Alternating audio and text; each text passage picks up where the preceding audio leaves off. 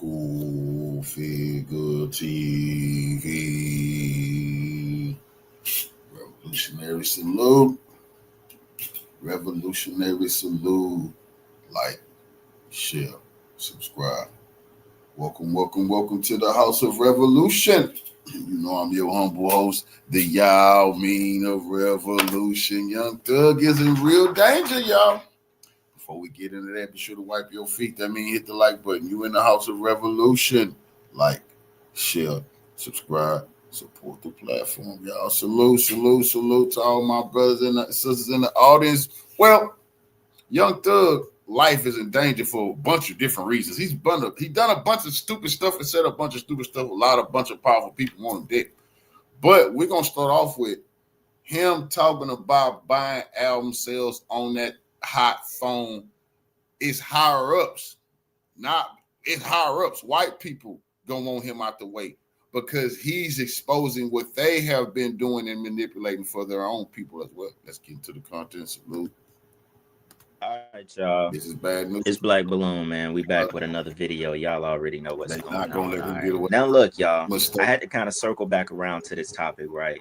As far as everything that's been going on in the industry with all these. Now, if something happened to Young Thug, they won't want y'all to believe, but people won't come back to this. What I'm saying, they want y'all to believe it was over Gunna or dissing P or his war with Lucci or some get back from the streets.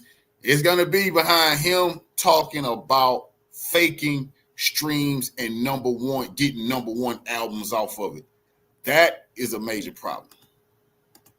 You know, snitching allegations and things resurfacing about music being bought, number one albums being bought, number one on the Billboard being bought. That's RICO with bundles being bought in order to outdo other artists. Now, this comes from one of those jail call leaks where Young Thug was talking to his manager. He could be rearrested. That's RICO within itself. Doing that is a RICO case within itself. A federal one, wire fraud, bank fraud, wire fraud. That was stupid. About buying bots basically in order to outdo his own artist Gunna when he was thinking about dropping an album the same day Gunna dropped back in 2023. The album was called A Gift and a Curse. You know, when he did his 2-album deal with me, Cash called me one day like, "Hey, what the hell going on with Gunna? Who's speaking for him?" I'm like, "Wow." I'm like, "Oh, I'm next." You know, he trying to get signed right here with Weeknd signed it. And he demanded he want, 20 million. Whoa. So I already done told him, like, whatever you want, just say it. I'm gonna give you the money, whatever you want. Just on some we brother shit. Like, I know you can't go nowhere in this world and get no $20 million check from no label. You're not doing numbers like that. You alright, but you ain't doing that like that. You know? Like, the number one album you just had right now, I paid for you to have a number one album. You didn't, you know what I'm saying, honestly earn a number one album over the weekend, my boy. I paid for that shit. I never said that to him. I never told him that, cause we just got the plug. A lot of people saying, oh, he just saying that because Gunna sold, and he trying to make it seem like Gunna didn't really sell the album. No, he's not just saying that. He's the dummy talking about bullshit on that hot ass phone.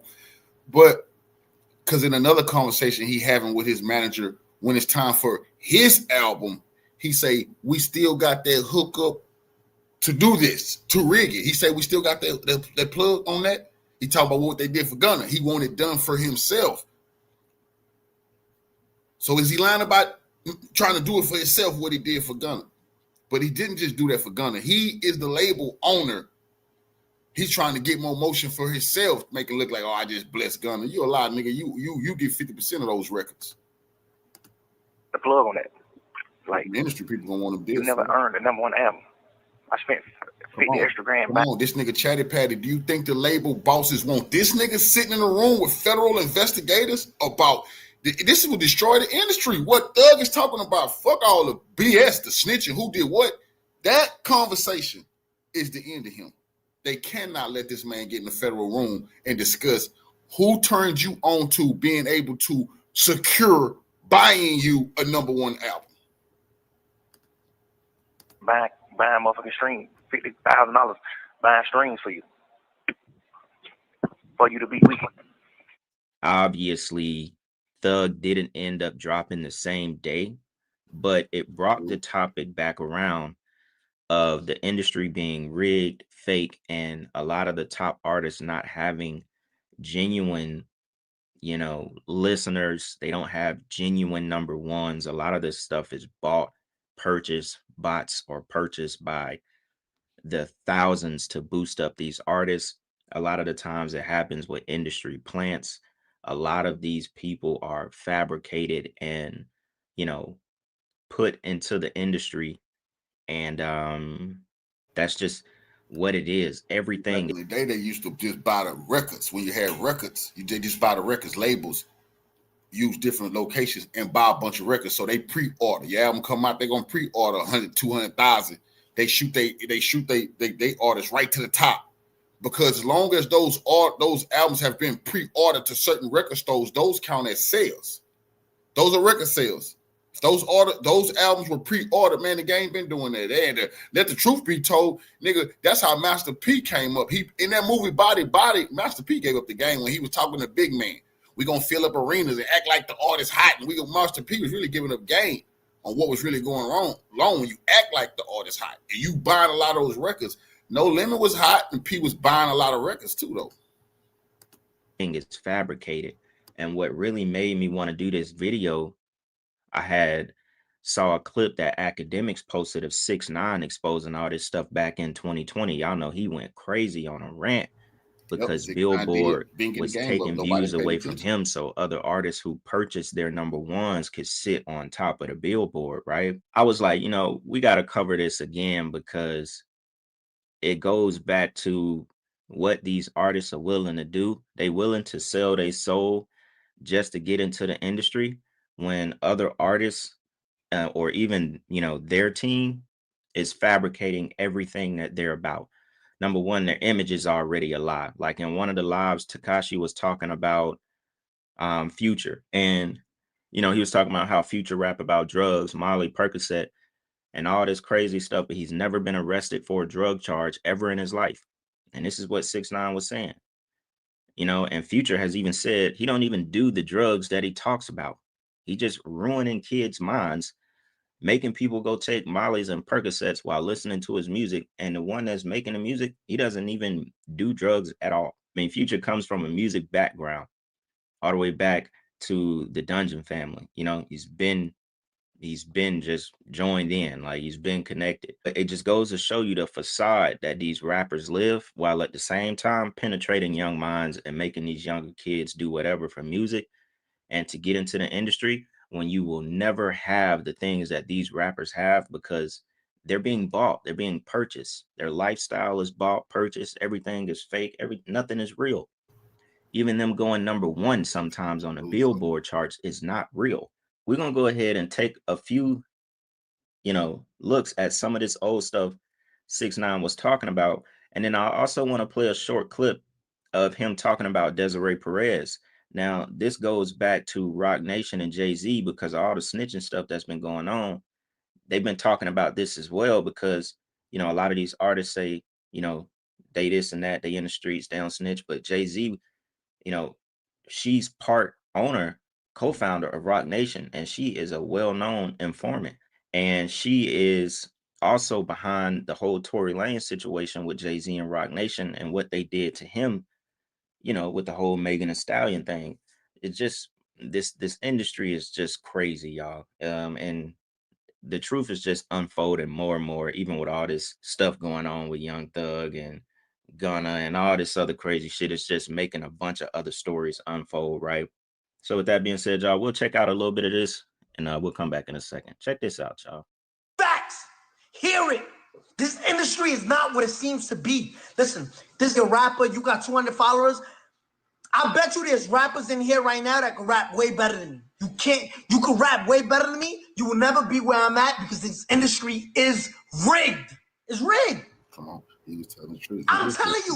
Why you keep saying that? You said that a couple of times. He also proved that Snoop got in his business. He proved that Snoop was a snitch. Nobody wanted to talk about it. With Snoop Dogg, when Reggie Wright and them pressed him at the No Limit concert, and Master P and them let them do that. That was crazy.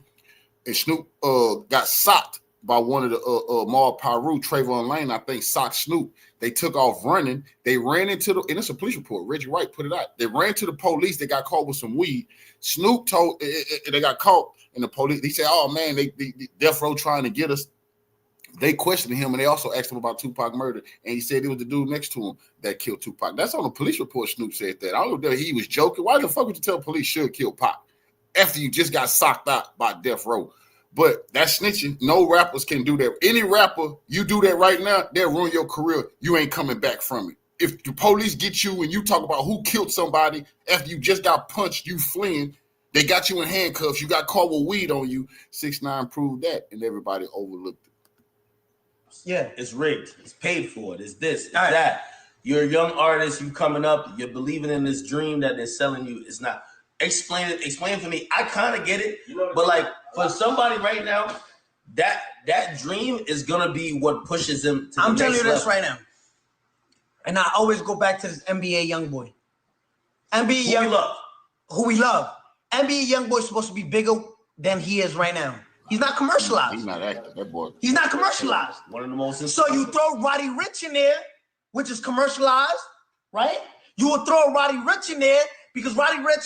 You're not talking. Listen, you took, but you don't get into beefs. You're not really that. They could easily lock him. They got Dirk. They got Dirk in jail for shit. They could easily put YoungBoy. If you could arrest Young Thug, you definitely could arrest YoungBoy. But YoungBoy got the kids. He is the one.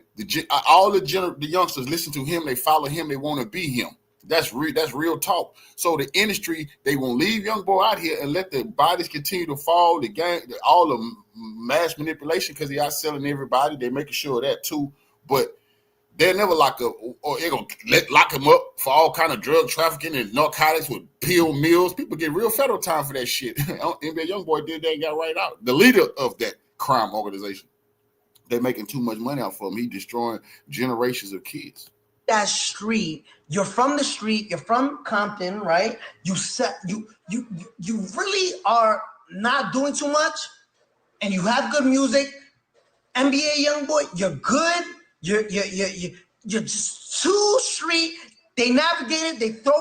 Yo, hear me out when I tell you. I speak facts. I'm in the industry. You're not lying. It's also rigged in that way as well. You know, based on who they can push. They don't really care who you are. You know, if they can like massage your image to the fans and you're not too hardcore, basically saying that if you will allow us to hit you, you know, in the part that stink, you know, then we good. We'll go ahead and push you. That's really what he was saying. But check this out right here. This goes more into how Ariana Grande team used 6 credit cards to purchase over 30,000 album sales to go #1 over Tekashi. Check this out, y'all. It's funny that Drake actually liked this post. This post was from this morning. So check this out. But it's old footage though. Check it out. For Drake. Drake can buy #1s on Billboard. I want that to register in your head. You can buy #1s on Billboard. Now, let me tell you what happened. We was having an ongoing investigation just now. Silvio from Billboard, right? There's like probably 5 or 6 of them that come up with the charts with Nielsen and everything. Last Thursday, Ariana was stuck with you, submitted 60,000 units last second. With the investigation, we found this. They purchased half of those things with 6 credit cards. When we asked where was those 6 credit cards linked to, Billboard said we can't disclose that information. Understand this. They bought 30,000 and so units with 6 credit cards. 6 credit cards. Now, again, you're going to enjoy your #1. They've been doing it. They used to just buy the albums, you know. Now they can just do it this different way. They used to just buy the album, pre-order these labels, pre-order 250,000, 500,000 copies. artist shoot right to the top. They ain't sold shit. They just housed in the warehouses. They're gonna get them to some stores, but they already documented as sold albums. Back in the day, that's how they was doing. One, explain how you buy 30,000 with 6 credit cards, right? Now let me explain to you something. They don't want, Billboard doesn't want no one to know this. Now I understand why Jay-Z and Nicki Minaj say Billboard, like we used to look up to to Billboard, but now it's like we know it's all manipulated, right? It's all fabricated. You can buy number ones. This is what these artists do, right? And it's not fair. I want you to see this. Gooba streamed 50 million streams, and this is what they're counting only, 50 million streams, right? They only counted, look what Billboard counts. They only counted 31 million. Billboard illegally disqualified 20 million streams so it can drop down. And the people who bought the number one, which was Stuck With You. He been said it. Now Young Thug done stamped it. They gonna open up an investigation. They brushed it off when 6ix9ine gave the game up because they tried to get him out the game and get him out the way. They didn't nobody listen. Young Thug then opened up a can of worms saying he bought that number one album for Gunna and he has proof. So if the feds get him, Thugger got the proof, and who believe he not gonna cooperate? Can go to number one. Look at this. 31 million, which places us at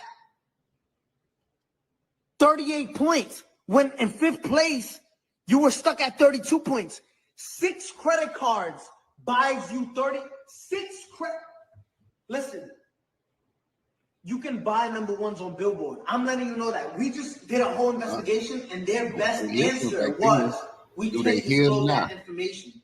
Now, Billboard, if you want to explain to all the hardworking artists out there, the hardworking artists and established artists at that, because there's a lot of established artists right now that don't get number ones and don't understand why. It's like looking at an apple, right? An apple sometimes is most likely red, right? There's green apples, but just look at this. There's apples that are red, right? And you're looking at an apple, and this is what we did with Billboard. Yo, explain how you deduct. If there's 50 million streams, right, on Google, why only count 30 million, right? So it's like looking at an apple and say, I'm obviously looking at you and you're red, but you're not, but you're telling us it's not red. Nobody was going. You got caught cheating, red-handed, right? Now, that's crazy. You know, regardless of all this, nobody was ever gonna outsell Eminem, never in your fucking life, and then they tell you say, damn, I ain't seen nobody in the hood, the black community, with no Eminem albums, but he the highest selling. Then they tell you all the white people are buying it. You like, damn, there's a lot of white people. So you just gotta take their word for it. Damn, Eminem out selling pop. Yeah, he the greatest selling ever. You gotta take their word for it. You ain't never seen nobody with. I ain't never seen nobody with a motherfucking Eminem album, and the radio never played it where I'm from. But he outselling everybody. He's the GOAT. He's the greatest. Yeah, nigga. Yeah. They gonna make sure. They gonna make sure of that. You gotta accept that. He sold your black ass and everything. They gonna make sure that he did that shit, nigga. You ain't never seen nobody with a fucking Eminem album in your life, unless you went to the white community, was white people. Okay, they got some. You're like, damn, all y'all ain't bought. Hell, not all the people ain't bought no motherfucking Eminem album. The stuff, you know, the antics 6ix9ine has done. Everything he's saying right here throughout these clips is facts for sure. For sure. Slapped our artists in the face. We kind of had an idea of them buying streams and bots and stuff like that, but he really took it to another level in this time. This was back in 2020, 2021. He really took it to another level.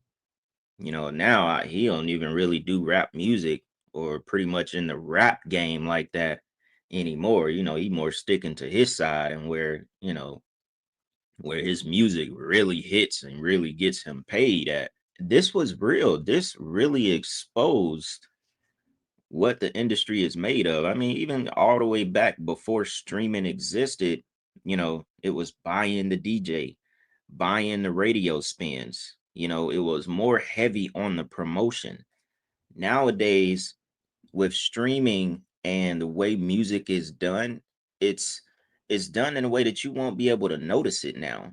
Really, back then, you wouldn't notice it either with them buying physical people. Like the DJs at the radio station, they ain't gonna play your shit if the label done paid them 20 racks to just keep playing this song over and over and over, and next thing you know, that's all you can think of. Absolutely. That's just how it goes. Now they can, you know, just come up with these different kind of little schemes, and now their artist is sitting at the top of the billboards, and people wondering how, when no one is playing the music, is because they purchased it. Said they used 6 credit cards in order to you know, boost their artists up.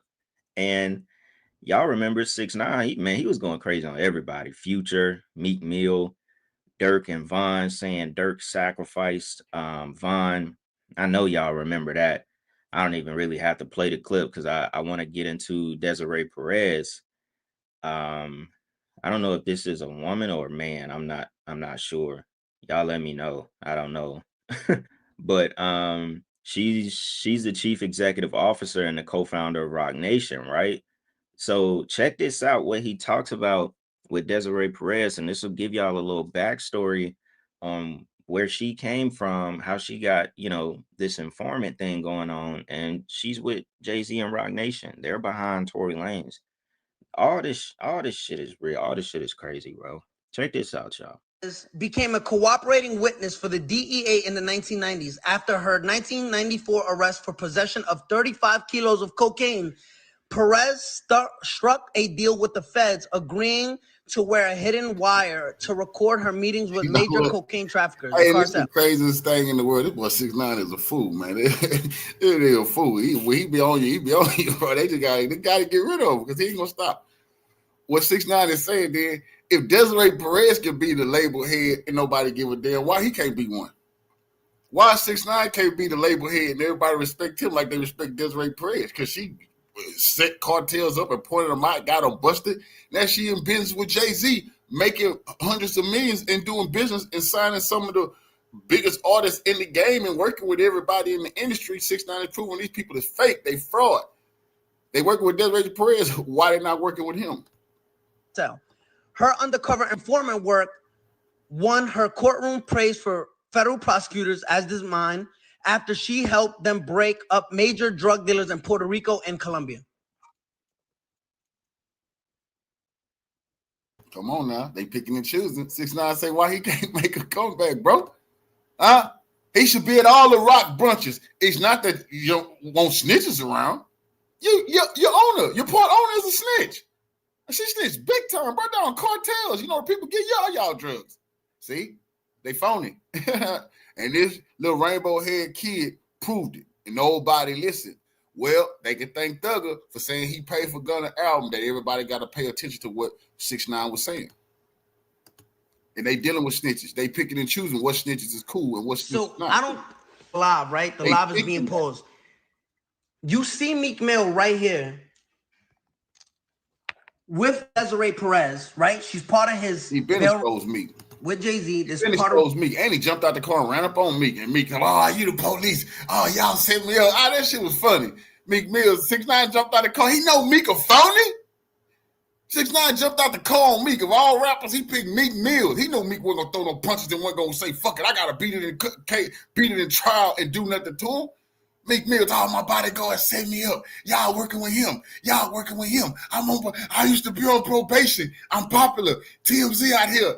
Every excuse in the book why he ain't punched 6ix9ine and 6ix9ine jumped out on him. That's crazy. A Roc Nation, right? She's a executive at Roc Nation. But then you go saying, yo, listen, we don't fuck with rats. Your executive is a rat. So you pick and choose? Because if you don't want to be around rats completely, you're with a rat right there. She cooperated for the DEA.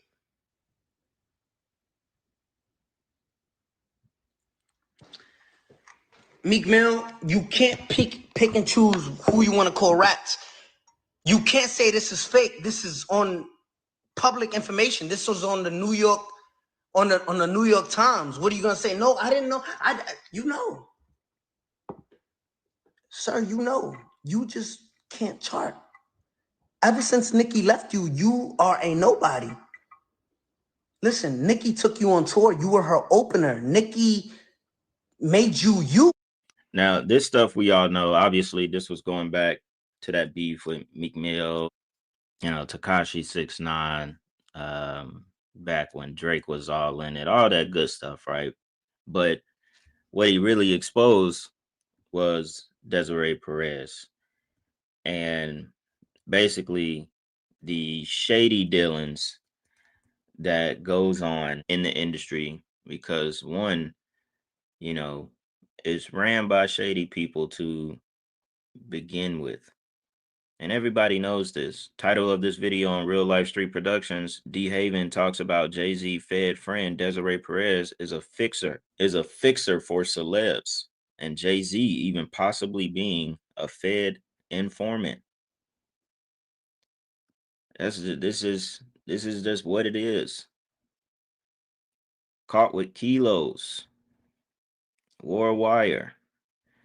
And I more wanted to talk about it because it goes back to the whole Tory Lane thing and what they've done with his case, sticking that 10 years on him. And if I'm not mistaken, academics just did a deposition with a bunch of lawyers from Rock Nation where, you know, they were talking about a bunch of different stuff that had to do with Tory Lane's case. And I haven't watched much of it. I probably have. It's a really long video he put out, but there's like a specific section where they really get into, you know, the meat and potatoes of the topic. And it's all corruption, bro. It's all corruption. Rock Nation and Jay-Z, you know, controlling the Super Bowl halftime shows. I mean, they've become very powerful. They've become very powerful, doing a lot of undercutting in the industry, and it's just it's full of bull, man. But the topic of the convo, was mostly this, you know, and the fact that these artists do anything they can to get into this industry, and it's all rigged. It is all fake, you know. It's 2025 and things are still unraveling, you know. It will be exposed. The curtains, you know, will be lifted. The blinders will be lifted. It will be exposed. And I'm just sitting back watching, you know, reporting on a few things, you know. I just thought this was an interesting topic to bring around, man. Industry is rigged. I don't know, maybe that'll be the title of the video, all caps. Like 6ix9ine said, it boy be yelling in the phone. But all right, y'all.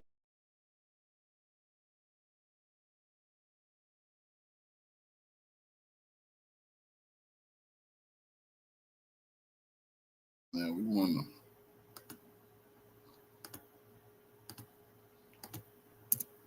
Before we get back to Young Thug, I just had to show this. That's the fact, you pussy nigga. That's the fact, you pussy nigga. Ain't you security? This is security? That's security, nigga. You pussy nigga. Let me just let this man do him like this. Shut up. And you with a cop. You out, nigga. And look, you tight. And you with police. And you with police, nigga. Look, that nigga's a cop. That nigga's a cop, nigga. You pussy, nigga. That nigga's pussy. Meek Mill, let's see. That's a fact, that nigga's pussy. Look, ain't with a cop. We don't got no security. I got my own fine on the security in the club. That nigga's a cop. Ain't this nigga pussy, nigga. You a bitch, nigga. You a bitch, nigga. You a bitch, nigga. You a bitch, nigga. You a bitch, nigga. I'll fuck you up, nigga. You a bitch, nigga. All y'all niggas pussy, nigga. Y'all bitch ass securities bring 6ix9ine over here, huh? Look. What y'all trying to get me locked up? Weirdo. What y'all weirdos want to get me locked up? Hey, y'all security, y'all brought 6ix9ine over here. Y'all trying to get me locked up. I'm on probation. I don't want to go back to prison. Nigga, I was supposed to get that paper real quick. What happened to the brawl? Clown ass nigga. Why the fuck y'all even bring that clown over here? Nah, what the fuck is wrong with y'all? What y'all me in trouble? Y'all trying to get me in trouble. What y'all trying to get me in trouble? All y'all niggas. Huh? Y'all niggas is pussy. All y'all niggas. Y'all niggas. Man. Y'all trying to get me in trouble. Y'all want me back on probation. Y'all want me to have to pay probation fees. Y'all, bro, 6ix9ine over here. Oh, nigga, shut up. 6ix9ine jumped out on that nigga. Man, 6ix9ine jumped out on that clown. He was proving the point that Meek Mill is a waster. Yeah, that's the only people in the industry he knew he can jump out on that nigga that wasn't nobody gonna shoot him. Nobody gonna throw no punches. What nobody gonna do nothing to him?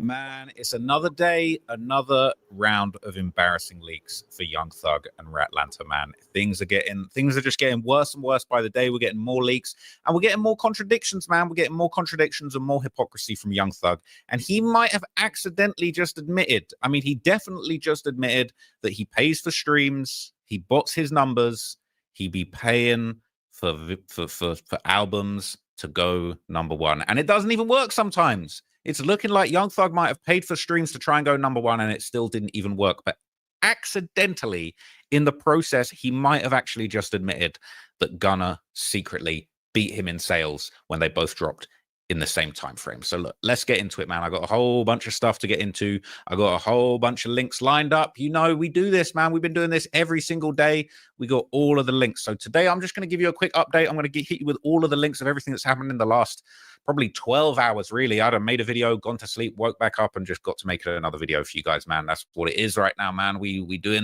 Fox News right now, okay? We Rat News right now. That's what it is, man. But look, Atlantaology is still going in after Young Thug. Now that these leaks have hit the airwaves, a lot of people are calling out Thug. They're saying, unfortunately, Young Thug is a narcissist. I've been a huge fan of Thug for a long time. I think he's a generational talent who changed the whole game. Easily legend status, and I agree with that. But this past week, his behavior has made it clear that he is a narcissist. Everything is about him, and it was all good when he was up and had the clout and the money and the drugs. But now that it's all been going rough for him since his arrest, everybody is out to get him. Anyone who knows a narcissist knows it's always all about them. There's no rules or morals. Every situation just needs to benefit the narcissist. They will lie and twist words and contradict themselves as easily as they breathe. I never picked up on it until now with Thug, but looking back, he's always been this way. He was just up then, and now he's not. He is single-handedly fracturing the incredibly strong Atlanta music scene that led the music industry for over a decade. I really hope Atlanta recovers from this nonsense. I've lived in and around Atlanta my whole life, and this is just disappointing to see. People are replying, they're saying, well, they're really all like that. Once these dudes touch some money and start popping, they lose all the humility that they may have had. Don't help the people around them and become yes men because they're just trying to ride with whoever got the bag. Now, some people were saying back 3 months ago, some people were saying they called it, man. They knew this was going to happen. This post has been going around 3 months old. They're saying this aged well. Somebody said Young Thug's career is over. Laugh my ass off. He's inside the house losing his mind. One mistake and back to jail. But once Gunna drops this album, it's over. Get ready. Gunna will be the first artist to beat the snitch allegations and come out on top. People are saying it's crazy how accurate he was. Thug went out sad. Time reveals. Be careful what you wished for. Young Thug's name is linked to Gunna for the rest of his career. He can't escape it. And everyone's on Gunna's side now. Thug going through it. Hey, man. Is what it is, man. So, meanwhile, while Young Thug's name is being dragged through the mud, Gunna, Big Wanna, he playing enormous festival crowds. He killing it. He touching the stage. He playing his new hit songs. Everyone's loving Gunna, man. You know, he's out there. He's making smoothies. He's selling smoothies. He's in the gym. He probably ran a 5K before he touched this stage, all right? Young Thug could never, unfortunately. Okay, they're saying he must have amazing breath control. Gunna's lungs are an all-time high, man. And people are even going back. They're rewriting Young Thug's old songs with new lyrics to call him a snitch after his rat allegations have circulated. They're saying, snitches don't stop. They just keep writing. We ran up some sheets and we ran up some statements. We ran up some sheets and we ran up some statements. People saying that's still fire. It's still fire, man. And we're still waiting for that gospel album, okay? But look, in an absolute bombshell discovery, okay, more audio has leaked. This time, Young Thug is allegedly admitting to paying over $50,000 in fake streams to boost up Gunna's album numbers for Drip Season 4 ever, okay? So that it would debut at #1 over the weekend's album. So let's listen to this and I'll give you some more facts. So I already done told him, like, whatever you want, just say it. I'm going to give you the money, whatever you want. Just on some we brother shit. Like, nigga, I know you can't go nowhere in this world and get no $20 million check from no label. You're not doing numbers like that. You alright, but you ain't doing that like that. You know, like the number one album you just had right now. I paid for you to have a number one album. You didn't.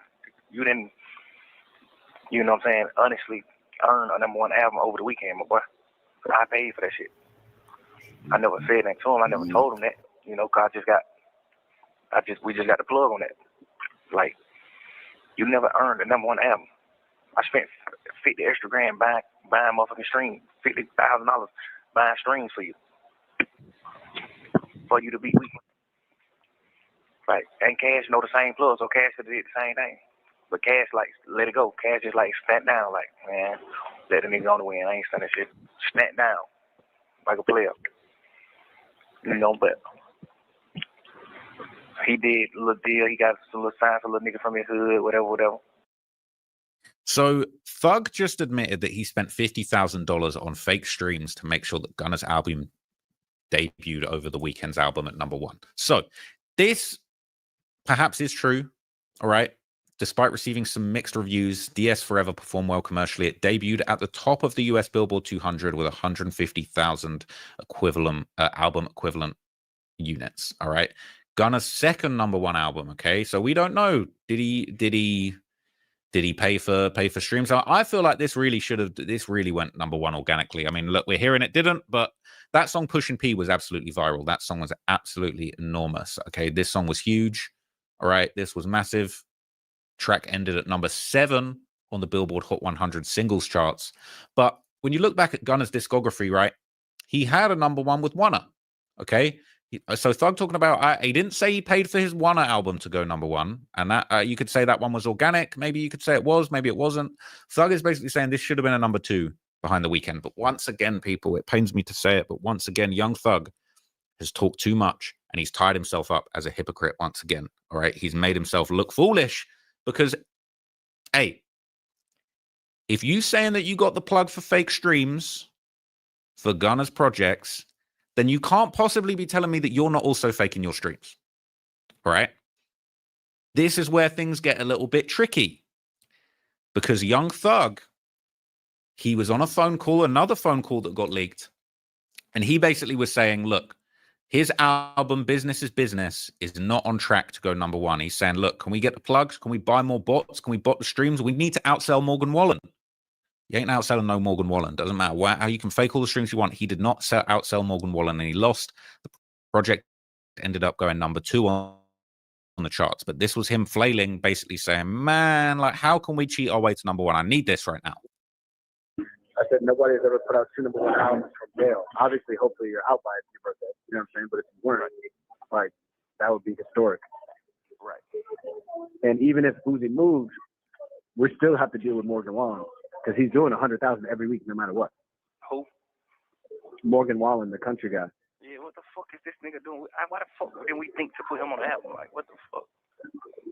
So it's a little bit quiet, but he said, man, what is he doing? Why didn't we think to put him on the album? Bro, I don't think Morgan Wallen got tunes with Dirk.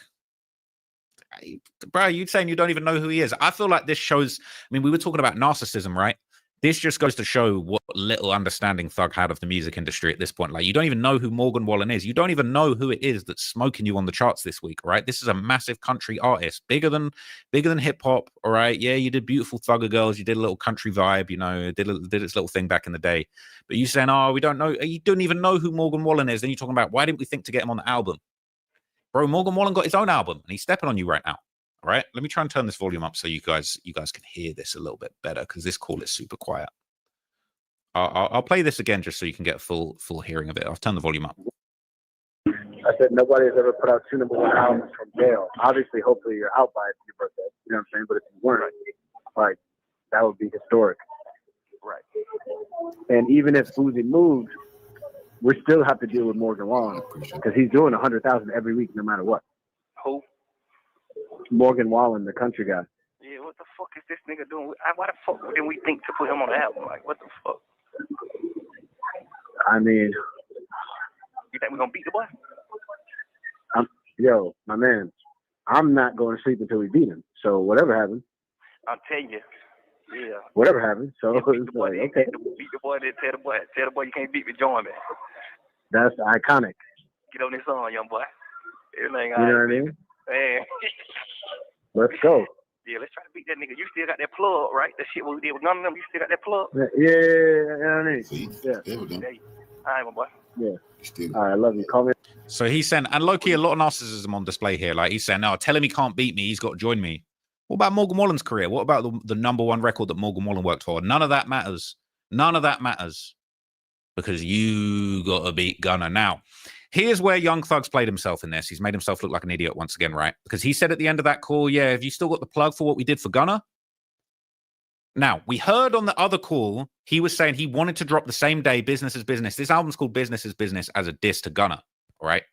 Gunna had his own song called Business is Business with Lil Baby back in 2018. So this is a jab, all right? Not only is it a double meaning because he's saying business is business, so I'm basically doing the business and trying to drop on the same day as you to take you out of the game, but it's also just a disrespect to Gunna to basically say you're a rat, business is business, I got to put you down. So if you remember this phone call, we touched on this the other day, all right? Thug is on the phone with 21 basically talking about, yep, I'm dropping same day as Gunna. Business is business. I'm going to take him out. We're going to drop on the same day and I'm going to beat him. Bro, I'm trying to drop an album the same day Gunna drop, bro. You need to, y'all sent you a song, put a verse on it. That nigga ain't sending you no song. So he's basically saying, yo, I'm trying to drop on the same day as Gunna. I'm trying to take him out the game. That's what he's basically saying. When he told the drop. Man, that nigga ain't sending the drop. He dropped Friday, nigga. How do you think I ain't gonna know he signed me? He dropped Friday for sure. Man, 100%. Friday. I can hold his shit back if I want to. If my album don't be ready, I can hold it back. But Drake already sent the song called, the name of my album, I'm gonna drop my album on the same day he dropped, and it's called Business is Business. Then I'm gonna drop an album the very next week after that. It's gonna be a singing album, and it's called Love You Later. So he said he's trying to drop his album on the same day as Gunna. Now, this is where that last call and this call, things don't quite line up. Okay, things don't quite line up. Because Gunna's Gift and a Curse album, right? This ended up dropping on June the 16th, 2023. All right, and it debuted at number 3 on the Billboard 200 albums chart, selling 85,000 units. Now, considering the way that Thug was talking about Gunna on that call, he clearly didn't want to see him succeed. He wanted to drop at the same time as him. He wanted to shit on him, and he wanted to basically show everybody, I'm bigger than you, I'm better than you. Now, this didn't really work out. Okay, so sure, Business is Business dropped, but it dropped a week later. Now, I wonder why it dropped a week later. Is it because he knew that he wasn't going to beat Gunna if he had the competition? He's worried about what Morgan Wallen's doing on his week, all right? So it ended up dropping a week after, okay? But not only that, it ended up going number 2 on the Billboard 200 charts and earning 89,000 first week sales. Now, what it makes you wonder, what it makes me wonder is if you're really hating Gunna and you want to beat him, no way are you paying for streams. You paid for streams on DS Forever, back when you were cool with him and you wanted to all make money together to make him go number 1. But no way is Thug paying for streams on Gunna's comeback album that's competing with him after he's a so-called rat. But no doubt, we just heard Thug admitting on the call that he'd be paying for streams himself. So now I'm thinking, this number 2 and 89,000 units, can we believe that? Like, is that fake? Did he pay for those streams? Did he juice that up with his plug? And I'm thinking, ain't no way he given the plug to Gunna. This probably organic. So if you take away the fake streams, it's highly possible that Gunna's Gift and a Curse organically actually had more numbers and had a better Billboard performance than Thug's album. If you take away these alleged fake streams, once again, Young Thug's own statements are coming back to bite him, okay? So this makes me believe that this was probably organic. Thug probably did everything he could to suppress this album, and it still ended up going number 3 and selling 85K. And he doing the most trying to get his album to go number 1, and he's still losing to Morgan Wallen. Morgan Wallen still spends 15th week. That's not a Morgan Wallen debut. Don't get it twisted. That's not even a Morgan Wallen debut. That's him on his 15th week, still smoking you with 110,000 equivalent units.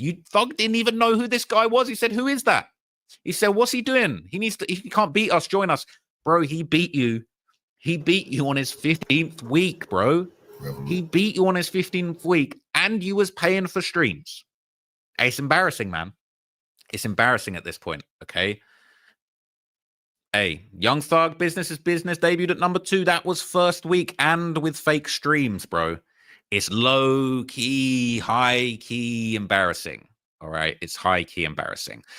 I think without those paid streams, Gunna's album would have beaten. That's just my opinion, Okay, that's my opinion. But now, because of Young Thug's statements, all right, he telling on the whole music industry right now, okay? Because he has acknowledged the existence of paid streams, this old clip of 6ix9ine basically saying, yo, 6ix9ine basically come out and he said, yo, you can buy album sales. I went #1 on Billboard with my song on Nicki Minaj. I paid for that. I bought album sales. With 6 credit cards, I bought 30K album sales.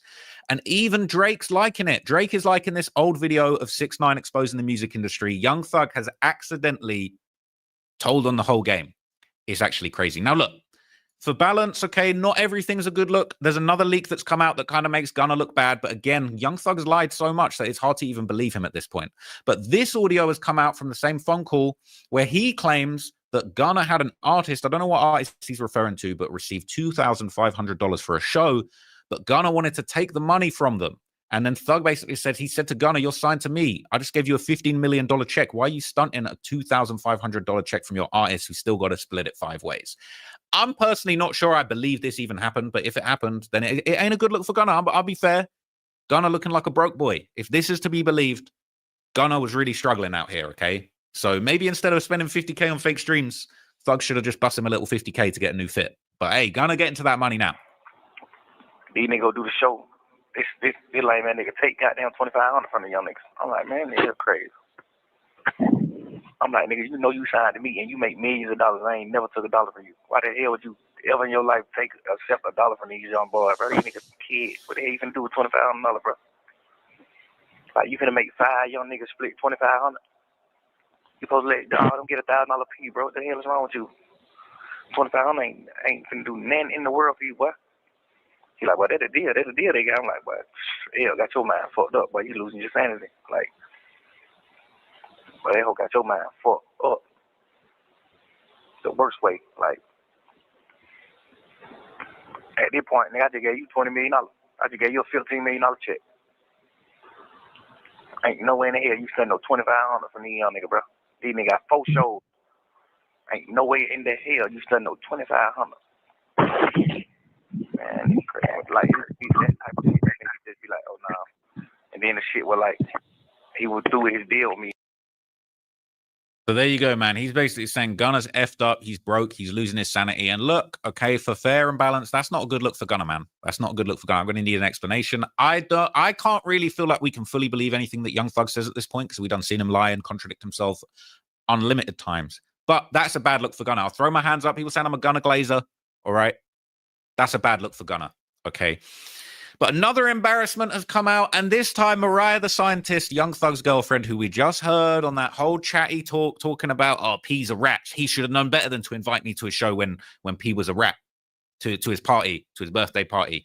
If he knows he's a rat and you're fighting for your life, ain't no way he should have invited me to that party. She riding like she a gangster. She riding like she really YSL. Well, someone pulled up at her show. Oh, it's been deleted. Are you joking, man? Whole lot of post deleting going on right now, but here's the clip, okay? Allegedly, some people are saying it's fake and that the sign that was held up wasn't the real sign, but somebody held up a sign in the crowd at Mariah's show basically saying, tell Thug he's a rat, and it looked like she gave the thumbs up. She said, bet. Now, to be fair, for fair and balance, some people are saying that's obviously not what the phone said, it's misinformation, but someone show me what the phone really said. I don't know what the phone really said. You just saying it's misinformation. Saying it's something else. Tell Jeffrey I... Oh, okay. So this could be misinformation, but still, people are running with it. I think that says, tell Jeffrey I said hi. But then they twisting it. They snaking it. They saying, hey, he said, tell Thug he a rat. But look, okay, it just goes to show you, man, even Mariah's not safe, okay? She said that she was standing on business, all right? She don't accept no rats, okay? You got to keep that same energy, man. You was on the phone talking to Thug about, yeah, P's a rat. Gunna can't get no box for ratting. Might be time to freeze up that box yourself and go find yourself a Gucci Mane, man. I don't know. That's what the street's been saying is what it is. But in another hilarious contradiction, okay, after all of the drama between Lil Baby and QCP, it has now been revealed Lil Baby and QCP have both officially unfollowed each other on Instagram, man. And I'm pretty sure Young Thug said in that phone call, all right, when Lil Baby unfollowed Gunna, he said, some little girl stuff. So I guess everybody is on Lil Girl business by Thug standards, man. Thug's got to realize when he says something, okay, when he says, it's little girl stuff, when it happens a few months later in another context that makes him look bad, okay, we can't just forget, Okay, you said this is little girl stuff. Now are you saying little baby, a little girl? You were saying it back then. I don't know. I don't know, right? He's just getting so tongue-tied, okay? A lot of people aren't happy. Okay, this is another post that's been going viral. People saying they're leaking everything. Thug ain't read one book or do no workouts in jail. He just stayed on that phone all damn day. Now, look, you know things are getting serious, right? When this just emerged. They're saying, okay, Gunna Daily and Lil Baby snippets. Call me ASAP. That was the Thugger Daily page. Academic said, you're not finna have a fan page group meeting. Nah, let Thug call Gunna and Baby and figure out all this BS and come with a joint statement. Y'all fan pages just enjoy the show and the messiness. But it looks like these fan pages, man, they're coming together to basically get ahead of what's going on. Now, I was told today, this was 19 hours ago, I was told today we were going to have the Gunna leaks. We were going to have embarrassing leaks about Gunna, and I'll cover those just the same way I cover the Thug leaks. If Gunna's on the phone embarrassing himself, I will cover it. No, no prisoners taken. I call it how I see it. All I'm seeing is a bunch of hypocrisy from Young Thug at the moment. But Gunna fan page said, tomorrow, I think I might stay off the internet. They're going to be posting Gunna talking to his ex-girlfriend in jail and clipping out stuff to make him look bad. I can't. Where are the Gunna leaks? We got nothing but Young Thug leaks, man. I'm waiting for these Gunna leaks. I'm ready to eat. Thug, if you got something embarrassing on Gunna, leak that shit. I'm ready. I'm ready to switch sides. I'll put the dress back up. If you share some leaks that really make Gunna look bad, okay, and save you, completely nullify all of the bad blood that you've put out there, I will post it. I might put the dress back on. If we get a leak that really destroys Gunna and puts Young Thug back in the green, all right, I'm going to put on the green bandana. I'll put the dress back on and I will eat my words. I will gobble them up. But we ain't seen it, man. Been 19 hours. We ain't seen it, okay? And Academics was inferring that these leaks, they must be coming from Gunna's camp. He said, if we don't get no Gunna calls, his team must have leaked it. Why would Fannie Willis only leak Young Thug's calls? Gunna never used the phone. We want the yes man rehearsal call. Ain't no saints. The YSL RICO needs to be thoroughly examined. That's facts, okay? And the thing that I was thinking, if you had to be involved in the case, like if these leaks are coming from people that were involved in the case, that had a higher level of access than the public, to the phone calls and to the materials, then surely Thug and Gunna got access to the same stuff. If Gunna is allegedly going and taking embarrassing calls from Thug and putting them on the internet, then surely Thug can go and take the embarrassing calls from Gunna and put those on the internet too. I'm here for it. I'm ready to put on the dress. You know what I'm saying? I'm ready to hide the stick under it. I got the stick at the top. I don't know if you can't see it. It's off screen right now, but I got the stick on the wall at the top above the dress. But look, I'm ready, but we ain't seen none of that. I think maybe there's either no dirt on Gunna. Maybe the calls make him look good. Maybe they make him look even better. But if there's bad, embarrassing calls about Gunna, I want to hear them, and I will be first. Trust me, I will be first to post them. Academics out of town for a few days. All right, so I'm working the shift. I'm temping for Academics right now. So the last thing I want to leave you guys with, this is unrelated, but prayers up for YSL Woody, man.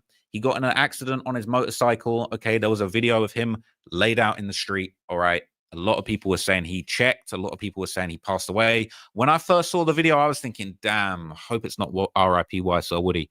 But he good, man. He'd been released from hospital after the accident. He's still alive, you know, couldn't take him out the game. One of the realest in Atlanta still, unfortunately.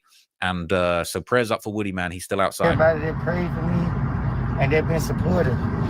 God bless y'all. I want to thank. So shout out to Woody, man. But look, all right, I need to hear these Gunna leaks. I woke up today ready for some Gunna leaks. I'm ready to switch sides, man. I'm ready to go full slime once again. You know what I mean? I can eat all my words. I don't know. Realistically, I'm just calling it how I see it. A lot of people have been saying I'm biased. People are saying you can't possibly stand on all these things you're saying. I'm just calling it how I see it. And I done followed this case probably closer than anybody else out here. Okay. And I've been on Thug's case. I realistically have just been calling it how I see it from the very start. I feel like it was wrong. I feel like it was wrong how he did Gunna. He took a very similar plea. There were still people like Yak Gotti and Shannon Stillwell. All right. I'm pretty sure I heard a leaked song. I can't play it for copyright reasons, but there's this leaked song of Thug going to only forward troop. That song. All right. Hang on a minute. Who's that? That song, all right, there's some little bar in there where he says like Shan was the one sliding, like, bro, you took a plea before Yak Gotti and Shannon Stillwell. The you know, the excuse of, well, Yak Gotti had already snitched before I snitched, so it's okay. So it's okay to take a plea. It's okay for pleas are snitching, all right, pleas are snitching unless you've already been snitched on, then you can take a plea and you can still throw your guys under the bus. It doesn't make any sense. It's all contradictory. And then come to find out 10 years ago, you got your own interrogation tape where you're fingering people for crimes. And the street dudes are telling me that's telling. I don't know, man. But look, please, Thug's team, give me something to work with, man. Give me something that makes Gunna look bad. I'll run it. But we ain't seeing nothing. All we're seeing Gunna do is run 5Ks, make smoothies, and rock massive stages and drop really good music. We ain't even got music from Thug. Release a song. He was doing all that tweeting not so long ago. When was it? When was it? Only a couple of days ago, he was tweeting, yeah, music coming. Spider activated, man. He done switch skins. He on the Spider skin now. Let this music talk, Spider. All these music emojis. For what? Energy, Spider. Thank God for everything. On God, that same God that you merged it on. All right? When you lied about your brother's plea and said you didn't tell him to take it, and then you tweeted that you did and then deleted it. All right? Did he delete that, or did he keep that one up? I don't know. I don't even know at this point. We're losing track, but he's saying he was saying free queso, man. You ain't know nothing about queso. Anyway, man, give me something to work with. I need Thug to give me something to work with. Look, if you guys want me to stop being biased, you're gonna have to give me something to work with. They're saying I'm biased, but I'm just calling it how I see it. I'm seeing nothing but contradictory stuff from Thug that is embarrassing to him, and I'm just saying it like it is. Some people they want to glaze and they want to pretend that things aren't how they are, but it is what it is, man. So you guys let me know. I'm open-minded. I want to see these Gunna calls. I'm fiending for these Gunna calls. Give me something. That $2,500 that Gunna had apparently taken from his young artist that he had signed, that's a bad look. That's a bad look for Gunna. So we're going to give him that. All right, we're going to give him that. But like, Thug talking about music, ain't no music.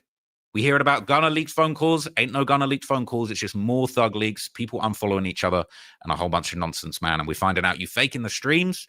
Like, hey, did Gunna really outsell you, Thug?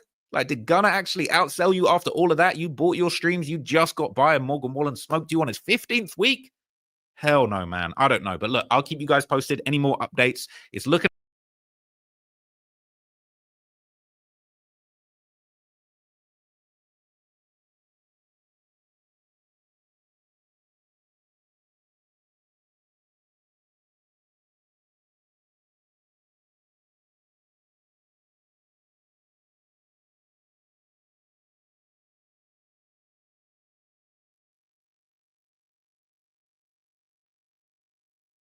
Gunna and his team just strategically and successfully ruined Young Thug's career. When they initially dropped the interrogation footage, that took away Young Thug's street credibility, which for the most part is the only reason we talk about Young Thug in the same breath as Drake and Kendrick, is because Young Thug sat at the top of Atlanta, which we now consider the Mecca of hip-hop. So if it's the Mecca and you're the voice of Atlanta, then you are automatically put in that conversation. He took that away, right, by exposing that Young Thug is a snitch. Now, with the additional tapes that Gunna and his team just released, they tackled and destroyed his relationships with other powerful people in Atlanta, and they just destroyed Young Thug's credibility in music. You know, when he did his 2-album deal with me, Cash called me one day like, "Hey, what the hell going on with Gunna? Who's speaking for him?" I'm like, "Why?" I'm like, "Oh, I'm there." You know, he trying to get signed right here with Weeknd signed it, and he demanded he want, 20 million. Whoa. So I already done told him, like, whatever you want, just say it. I'm going to give you the money, whatever you want. Just on some, we brothers. Like, I know you can't go nowhere in this world and get no $20 million check from no label. You're not doing numbers like that. You all right, but you ain't doing that like that. You know? Like, the number one album you just had right now, I paid for you to have a number one album. You didn't, you know what I'm saying, honestly earn a number one album over the weekend, my boy. I paid for that. I never said that to him. I never told him that, cause we just got the plug on that. Like, you never earned a number one album. I spent $50 extra grand buying motherfucking streams, $50,000 buying streams for you to be weak. Like, and Cash know the same plug, so Cash could have did the same thing. But Cash, like, let it go. Cash just, like, spat down, like, man, let the nigga on the win. I ain't saying that shit. Spat down like a player. Gunna and his team did a little bit of self-sacrifice in there. They threw themselves to the wolves and said, okay, let's expose ourselves. Young Thug paid for me to have the number one over the weekend. They threw themselves to the wolves and said, okay, here. But this was actually a setup. They dropped this to provide background to Young Thug doing this for himself. You see, Gunna, for the most part, is relying on, man, listen, if Young Thug faked my numbers, there's only so much that this could come back on me because, like, bro, like I didn't do it myself. Young Thug did it for me. So I'm not in control of that. And then my numbers ever since me and Thug been beefing has been pretty great. I had a #1 record. I've had a multi-platinum record. I've had a #2 or 3 album in the country.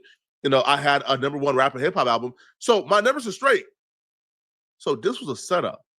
So then following this, they dropped another audio where Young Thug is talking to his manager and telling his manager, hey, when my album drop, I need to go #1.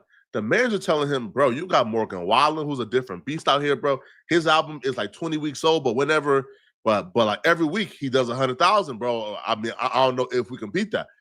Thug saying, man, bro, don't we got the same plug with like, yo, like catching them folks, hey, bro, yo, bottom streams, hey, bro, do whatever you got to do, man, to make sure I beat this dude. I said nobody's ever put out 2 #1 albums from jail. Obviously, hopefully you're out by your birthday. You know what I'm saying? But if you weren't, like, that would be historic. Right. And even if Uzi moves, we still have to deal with Morgan Wallen because he's doing 100,000 every week, no matter what. Who? Morgan Wallen, the country guy. Yeah, what the fuck is this nigga doing? Why the fuck didn't we think to put him on the album? Like, what the fuck? I mean, you think we're gonna beat the boy? Yo, my man, I'm not going to sleep until we beat him. So whatever happens. I'll tell you. Yeah. Whatever happens. So it's like, okay. Beat the boy, then tell the boy you can't beat me, join me. That's iconic. Get on this song, young boy. Everything you know what I mean? Man. Let's go. Yeah, let's try to beat that nigga. You still got that plug, right? That shit what we did with none of them. You still got that plug? Yeah, you know what I mean? Yeah. Tell you. All right, my boy. Yeah. All right, I love you. Call me in an hour. The plug that he's referring to, the little plug thing with Gunna, is when he bought Gunna the $50,000 worth of streams to go #1 over the weekend. Now, the person allegedly who is applying these streams is actually Kojo. Now, if you know who Kojo is, then you know why we're not going to do no deep dive or go any further in Kojo and his activities. But what this right here would do for Young Thug, it takes away all credibility from him. Even if Young Thug drops an album today and it goes 200,000 copies first week, naturally, authentically, it's always going to be that action. Never mention buying. Young Thug be paying for streams, bro. If he goes 200, the entire timeline going to be, man, bruh, how much that #1 cost you, Thug? Man, Thug, you buying. It's the same thing with Drake and ghostwriting. We knew that ghostwriting was a thing in the industry. We knew that everybody had ghostwriters. But once Drake got exposed for ghostwriting, it was now high stakes for Drake. And Drake lost a lot of things in those accusations now, right? A lot of y'all probably believe, man, it didn't affect Drake not one because Drake moved on and dropped things like Scorpion and other things, you know, and sold 1 million copies first week with views. But it was high stakes for Drake. Drake, before those ghostwriting rumors, was playing for #1 rapper of all time. Before those ghostwriting rumors, even Drake's biggest critic did not have an articulate argument for why Drake was not at that point a top 5 rapper of all time. And at this point in time, if the ghostwriting rumors did not exist, there will be no argument for why Drake is not the greatest rapper of all time. There's zero argument for it. But because the ghostwriting exists, that right there is Drake's asterisk. That right there is what a lot of people can fall back on and say, bruh, I can't put no dude with ghostwriting, with ghostwriters as no top 5 or #1 of no, hell nah. So with Thug, now it's gonna be whatever success you think you can ever achieve in this rap stuff is always gonna come with an asterisk. You're never, ever, ever, ever gonna be given the credit that you deserve. And unfortunately for you, your career is now tied to Gunna's career. Your career is now tied to your enemy because you put y'all in competition. You're the one who chose to release an album a week after his so y'all could compete. And now we know you bought numbers for yours so you could slightly outsell Gunna. I think Thug did like 90,000, Gunna did like 88,000. But now we know that Gunna actually outsold you and you actually bought fake shit. So, all right, but that's besides the point. You put yourself in this competition with Gunna. You put yourself against him. And now, just like how we're going to compare Drake and Kendrick until the conclusion of their career, we're going to compare Young Thug and Gunna's first week sales and success until the conclusion of their career. Him being exposed for these bots, guarantees that Gunna is going to win that battle every time. Because even if Young Thug outstreams Gunna by a little bit or a lot, it's always going to be, man, you pay for them bots. You just need one for one to outstream you, man. This is bad. Now, on top of taking away his credibility, Gunna and his team also attacked Young Thug's relationships. They released multiple conversations and tapes of Young Thug talking about QCP and his relationship with his artist. One of the things that he did was there was a phone conversation with 21 Savage where they're talking about how QCP is a rat. I don't know, bro. Like, yeah, that was Gunna. Like, he pushed up on me knowing you were beating with a rap. It was jazz and fun, my man. Yeah. Oh God, but he ain't lying though. He ain't lying. He did. He did the same thing P did. Stood up in court. Man, that was Wham. That was your ever get too, rocking with the motherfucking rat. And you be preaching about that shit too, man. You can't do that, man. That's a fact, bro. You was dead wrong about that anyway. Nigga a rat, bro. I understand all that. A nigga help put you on. Listen, man. A nigga is a rat. I don't give a what hell. Hey, that nigga give me $1 million. Man, you a rat. Whatever you talking about. You got somebody to send the chain gang. Imagine telling them nigga and the nigga still beat the Kato. I don't care if you're a street dude or not, bro. You cannot convince me this ain't weird.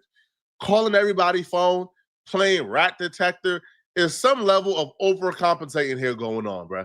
Yo, he calling Mariah the Scientist, talking about P's a rat, calling 21 Savage, talking about P's a rat. Why do you care about Lil Baby's and P's relationship? Why? Right? P ain't telling you. P's not your homie. Y'all don't have a relationship.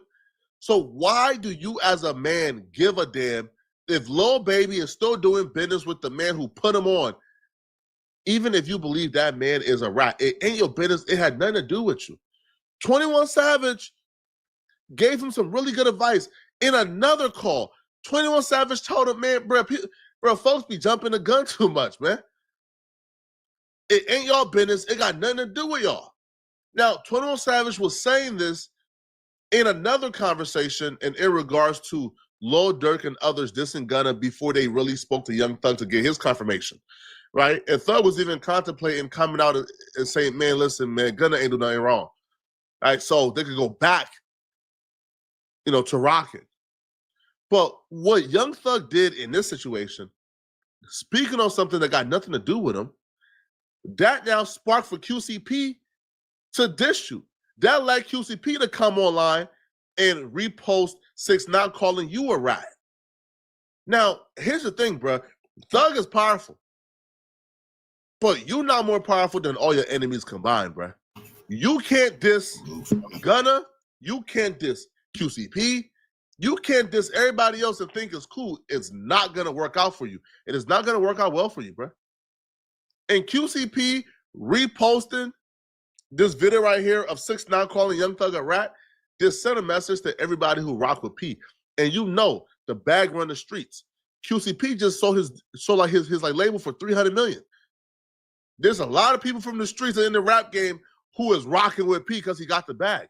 Now those people now see, okay, yeah, it's open season on Young Thug now. We don't rock with him because P just reposted this. About me. Let's make it about Pink Spider. The nigga went from a snake to a spider. Now he's a rat. Like, you know what I mean?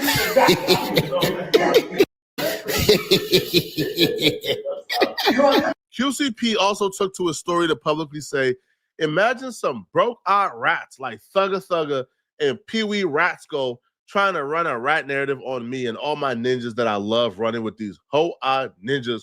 Knowing these ninjas talk about me, I'm going to say this for the last time. I'm no street ninja. I'm a tax-paying citizen that's running a business and taking care of my family. All the street ninjas is broke, dead, and in jail. Why do y'all continue to glorify this ish? Streets been dead. Y'all ninjas gave the city a bad name. And by the way, I ain't never been in no courtroom or no ninja, sat in an interrogation room running ninjas' names. And I don't speak on the dead, so I don't care enough to explain the situation. Y'all boys, the police, y'all ninjas mad because y'all not me. Young Thug is a raging hypocrite. raging hypocrite, bro. So you is calling QCP a rat, telling Lil Baby he needs to denounce or get away from the dude who's writing his checks and giving him millions of dollars because he's a rat. But you go to bed with Mariah the Scientist every night, right? You lay and swim in that, little shit. Bro, any man will swim in Mariah the Scientist, man. Look at her. She's gorgeous. But Mariah the Scientist's father has been a detective with Atlanta. He's a homicide detective with Atlanta for 30 years. Detective Buckley, 30 years. You think Young Thug is telling Mariah the Scientist, hey, yo, daddy a rat. Hey, bro, yo, daddy the police. Yo, daddy the police. You got to get away from it. No, bro. The same way you wouldn't tell her, yo, daddy the police, get away from him. It's the same reason you look kind of crazy trying to tell Lil Baby, get away from QCP, his label owner. Because what? Like he wrote a statement, what, like 20, 30 years ago? Huh? It doesn't make sense whatsoever. Young Thug was in jail, bored as hell, with a lot of people's business in his mouth, chit-chatting and gossiping, bro. If you Lil Baby, you let me know, right? Because he already burned his relationship with QCP. But if you Lil Baby, let me know. If you wake up today and you see Young Thug talking about your internal business with other people, you not pissed off? There's a call with Young Thug and Mariah the Scientist, where Young Thug is telling her, man, QCP signed his record deal for $300 million, but Scooter Braun came to Lil Baby first, and he was supposed to sign, but he didn't sign it. QCP didn't give him telling all of Lil Wayne's internal affairs to his bid. You not mad if you wake up and you hear Thug talking about your business that you told him like this? Me, you know what I'm saying? Like, if you really on some boy, I love you. Like, man, you my little brother. Cause if you take Wham out of the picture, he probably get $100 million. If you take Wham out of the picture, I know for sure you made $275 million on Wham for sure, 100%. He in the green. He not in the red. The label owe him. He don't owe no label nothing. Every label he signed, he signed the 2 labels. Everyone, both of them motherfuckers owe him. You wanna believe that? But goddamn, yeah, that was some fucking shit. That's some bullshit. Right? I ain't gonna lie. See, I thought he just sold the label. I'm like, damn, boy, that's big. Like, but your mustache cold. You sold a label for $300-something million. What the fuck? Man, your ass sold the goddamn copyrights. Man, you sold everything. You went out bad. Man, you could have got $600-700 million for that shit, nigga. But your ass went out bad. Like, bad. What wrong with that nigga? But now you telling Wham, hold on, I need to talk to you about something serious, but you just holding him off. It's like me telling you, I need to talk to you about something serious. I got a whole pregnant, but I ain't telling you what it is. I'm just like, I need to talk to you. This shit's serious, but I'm trying to wait till I get the abortion to tell you, shit like that. Like, now I got the abortion. Now it came out on the internet. Boom, Young Thug has a girl pregnant, but paid for the abortion. Now I'm just telling you, like, man, that's what I've been trying to talk to you about. Man, you could have been talking to me about that shit. You got damn, you know what I mean? You keep like, I need to talk to you about something. Man, like, what's up? What's up? Nigga, talk. We gonna talk. Yeah, you trying to say that until you get the deal done, because Wham can stop the deal. You know what I'm saying? The people only buying your label because of Wham. They not buying your label because no motherfucking Migos. Them niggas in the red. Them niggas ain't making no money, huh? He dissing the Migos too over the telephone, man. Yo, Thug, I think it's over with, man. Yo, you done burned too many bridges with these calls. Yo, Gunna and his team, I'll be real. They took the approach of not saying nothing, not responding back to no snitching allegations, just dropping good music and going about their day. But whole time, they knew they was sitting on his war chest the entire time. They were just waiting for a moment to release this war chest. Oh, nah, this was brilliant by Gunna, man. Brilliant, bro. Brilliant. Y'all let me know in the comment section, man. What do y'all think about this, bro? Y'all think it's over with for Young Thug? Or do y'all think Young Thug can bounce back from this, man? The snitching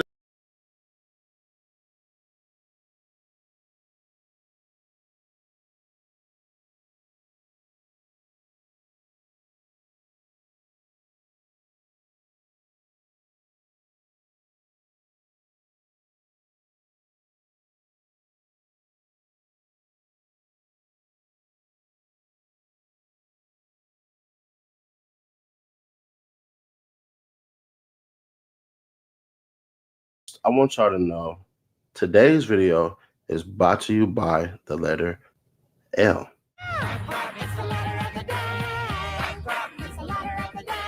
Clap, clap.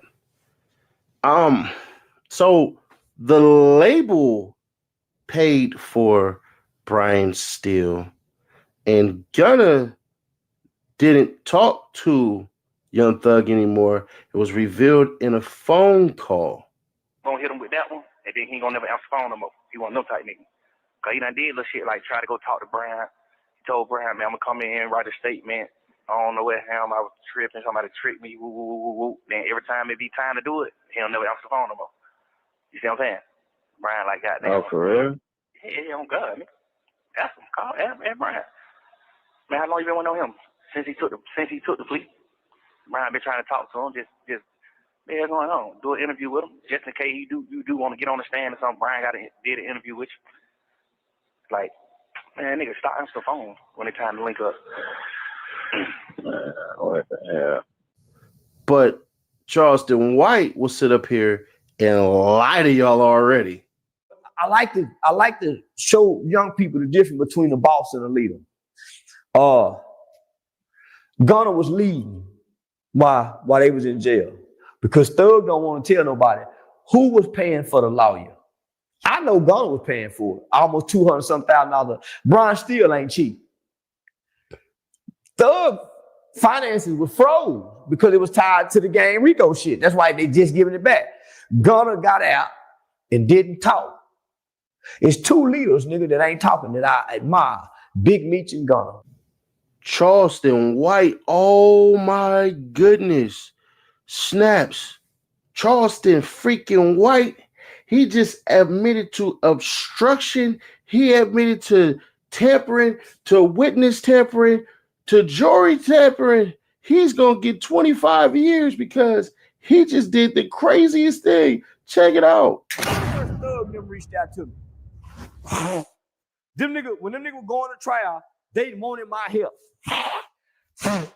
I'm gonna tell you the honest God truth. And the only reason I ain't been saying it because I fuck with a lot of them niggas. But hold on, my nigga. Nigga, when them niggas going to trial, all them niggas reached out to me. Nigga, 2 years ago through my nigga Oye, I met Thug Mama and Yak Gotti Mama. Nigga, I went to Atlanta and done a turkey giveaway.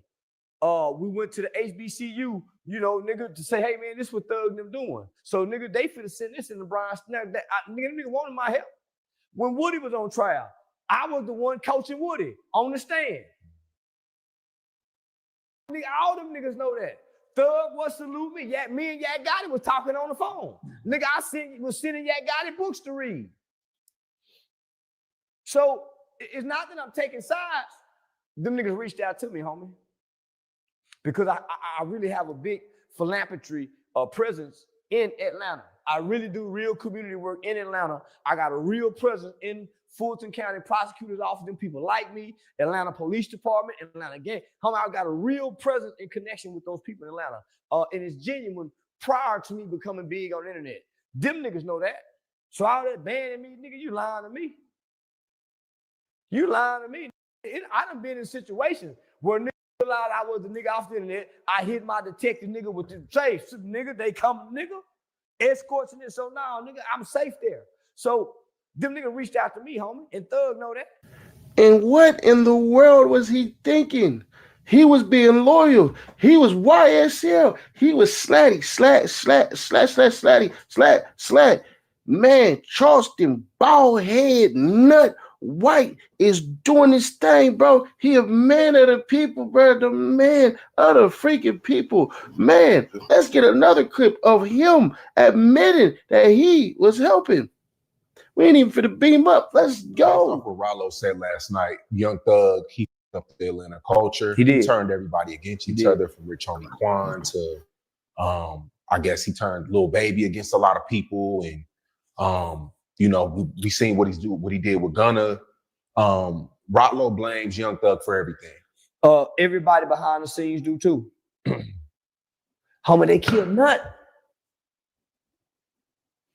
Because Nut told that nigga, I ain't fixing nothing. Nigga, he tried to bully people. He shot up young homie. He been trying to bully everybody. Lil Wayne, because Lil Wayne rejected him. He can't handle rejection. The sour-hearted bitch. Every black man that beat up a black woman when she said, "No, nigga, that's the black presence. That's that black male energy. If you reject him, this is what he do to you." He can't handle rejection, just like every other black man that come from a neglectful mother and an absent father. It's abandonment issues, because I too can't. I struggle with handling rejection. It's abandonment. Yeah, sure. Except you find out that it actually wasn't Lil Wayne, Dumb Thug stuff at all. The common belief is it's actually Birdman who's the puppeteer, who's the person who's pulling all the strings and telling people what to do. You want to know how we know? Because the trial revealed it. The trial freaking revealed it. The trial revealed that the phone calls did not go to Young Thug and everybody. It went there once. The phone calls actually went to Birdman about 5 times that night. So, yeah, sure. All right, man. Sure. Let's believe that BS. I mean, listen.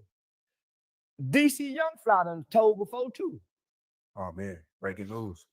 DC Young Fly. I know the detective that gave him a break a little bit before he got big. That's why he was with me. I know what you did last summer. I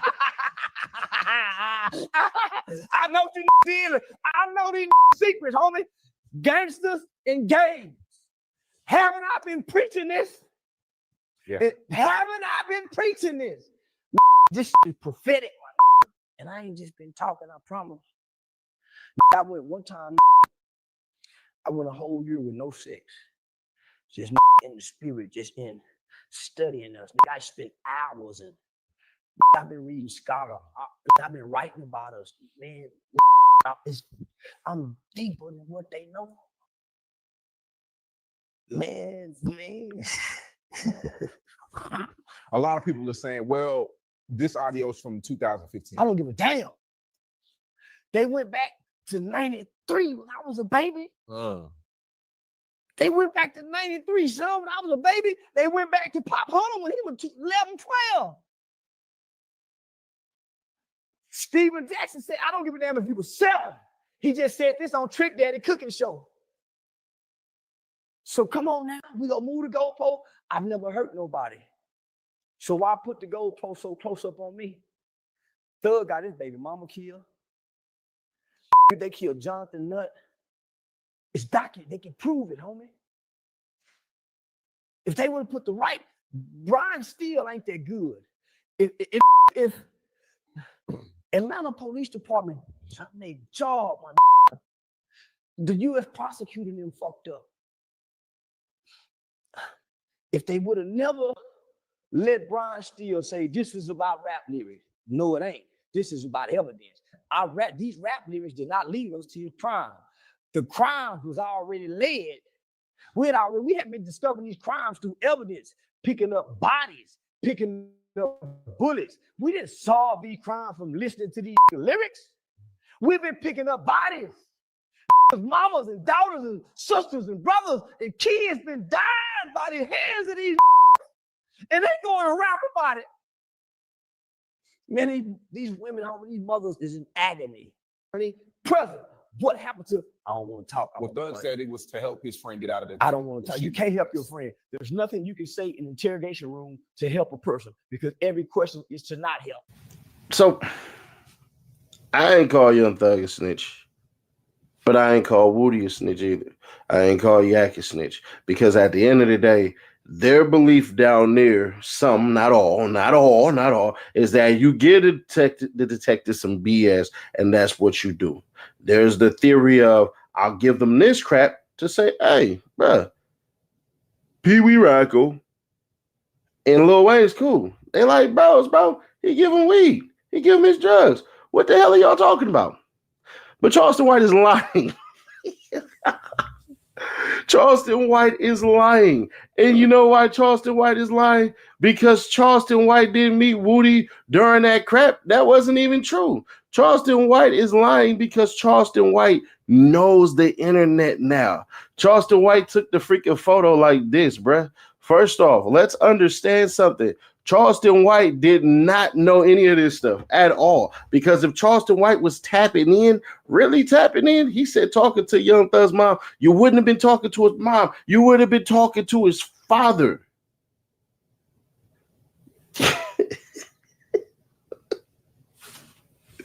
You would have been talking to his father. You said you was talking to Yak Gotti mom about what exactly? What exactly? See, Charleston White is a diabolical comedian, man. He's good at this stuff. He's flat out lying to y'all, and it's entertaining. You want to know the reason why Charleston White is lying? Okay, all right. I know y'all not gonna like this one. But I'm gonna help you guys out. The reason why you know that Charleston White is lying is because he has to. Charleston White is all the rage of Say Cheese. Say Cheese doesn't get any more views anymore on people that he break out. It's all Charleston White. Look at the views. That's why Say Cheese pays him all of that stuff. Say Cheese makes his money now on nothing but Charleston White content and his doggone Instagram and freaking Twitter. He has you guys pay. Look at this. It's all Charleston White, brother. It's no longer Say Cheese TV. It is Charleston White TV. And Charleston White has a deal with Say Cheese to make Say Cheese vibrant, to make Say Cheese viable, to make Say Cheese essentially something. Once you start to realize that, then you realize that it's Say Cheese and Charleston White. And he tied his channel to him. He did. So if I'm Say Cheese, this is just merely suggestion. I'm looking at it and I'm going, damn, bro. You know what, man? I might need to diversify my portfolio a little bit. And you want to know why I had to diversify my portfolio? Is because the minute that Charleston White turns on me is the minute that I don't have anything. And if I don't have anything, then God dang, brother, what am I going to do? I don't have a problem with Say Cheese. I don't have a problem with Charleston White. I'm just going to tell y'all the truth. It's a lie. It's a flat out lie. First off, why? Logically, why would you converse with somebody in a legal manner that says my name is Rat Williams?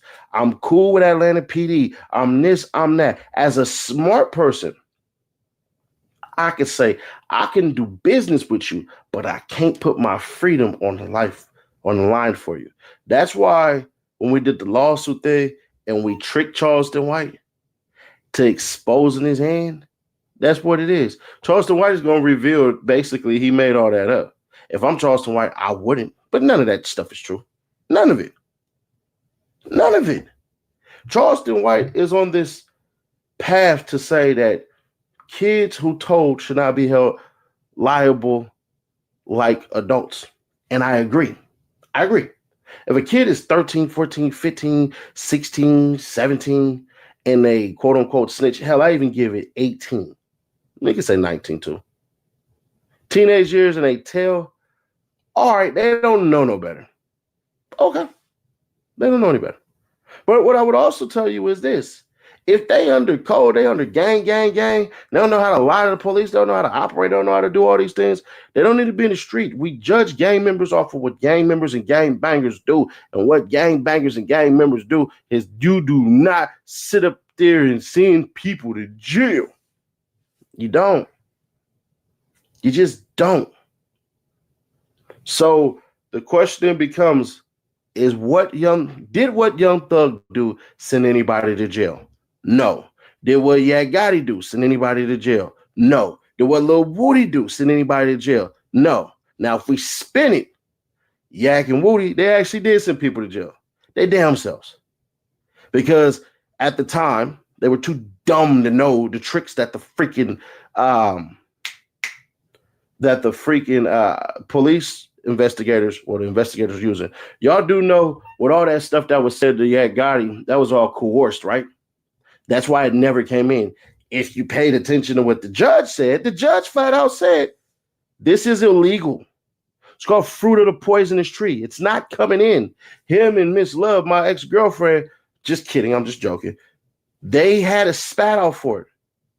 And the judge rejected it. Shout out to Doug Weinstein. So, there's that part. But Charleston White is 1,000,000% lying. And the fact y'all believe this stuff is even funnier. But hey, what do I know? Besides damn near everybody that's free right now that came out.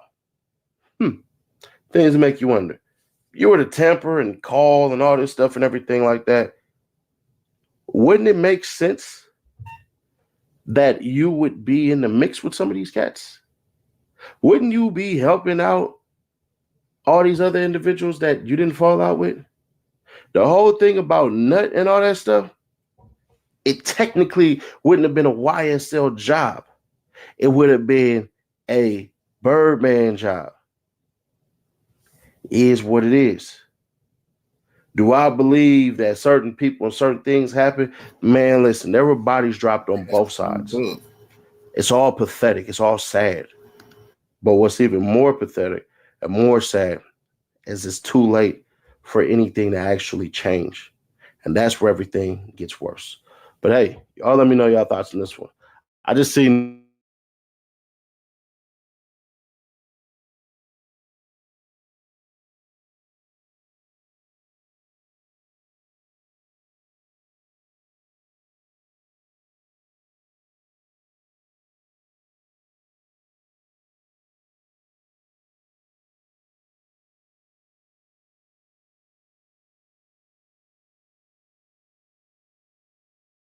fans about to be killing Young Thug for the next days coming. They've been sitting on the sideline throughout the situation. It's about to be a whole nother level of hate because there's some new audio with him having a conversation, and he's clearly upset that Kendrick Lamar didn't do a verse with him for his business album while he was in jail. Within him being upset, he went to go ahead and compare Kendrick with Drake, saying he'll never be as big as Drake because Drake helped so many people. So see what Thug got to say, then we'll come back with some light commentary. With the racks, with Kendrick. Future grocery bag. Say again? I hope he do it. So do I. I mean, well, even if you don't get... He don't take no money, do he?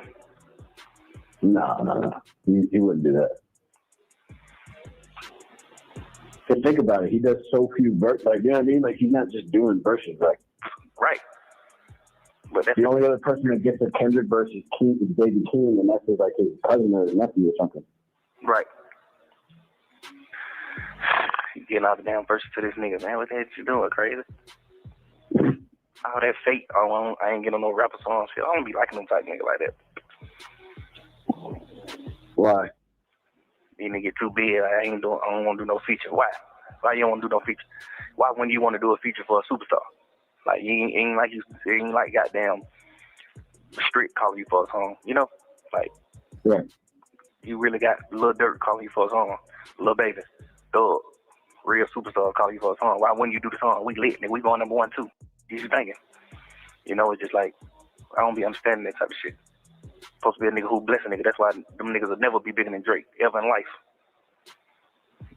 Niggas will never be bigger than Buddy. Buddy gonna do it right. Buddy fuck with everybody. You know how many niggas like Drake can't? How many niggas can take care of their family because of Buddy? Just like straight, which Kendrick goddamn put a nigga on. Y'all niggas, you're a superstar. You don't ran up you a few hundred M, but you ain't put nobody on though. You see what I'm saying? You ain't even put Keem on. Cause the shit you and him doing, this shit ain't really doing that. Kendrick knew you was a snake. You ain't getting no money. He ain't finna put somebody on. It's okay to run you a few hundred M's up, but who you help though? He ain't really help nobody.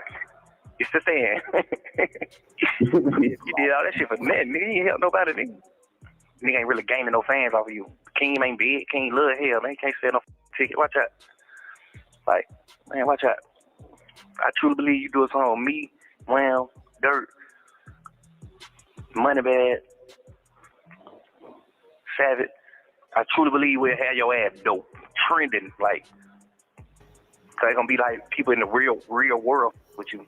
Imagine this clown saying Kendrick do a song with him, 21, Lil Baby, Dirk. They can have him trending. Oh my goodness. The delusion.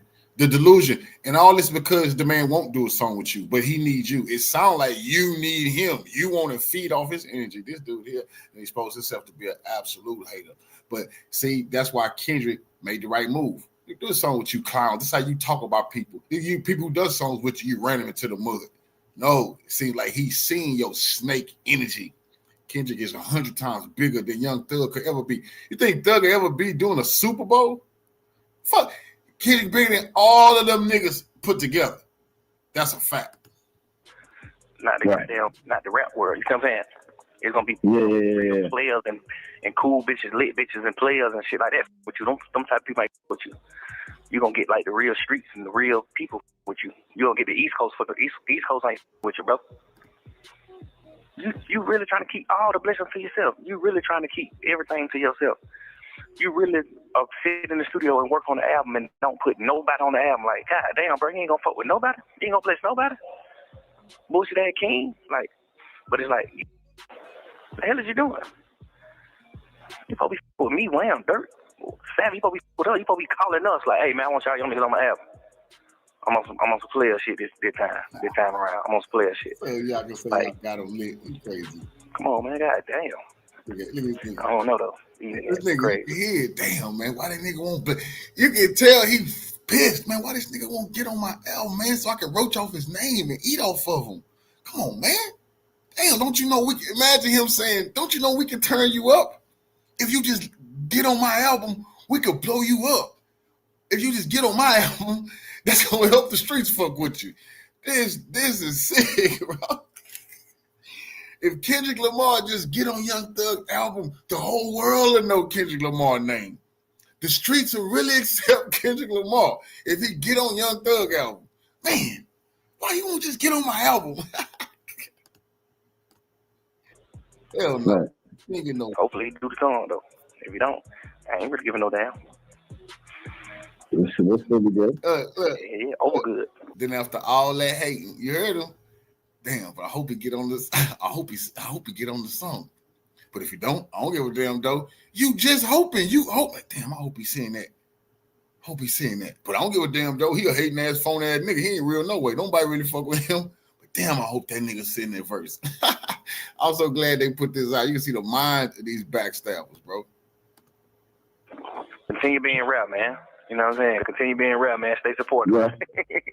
Put my album cover or something, man. Stay supportive, man. All that. I ain't posting no pictures, 6 years shit, man. Watch out. Nigga don't care about all that shit, man. Nobody don't give no fuck about none of that. I guarantee you, your first post you post, that motherfucker gonna do 1 million or 2 million likes.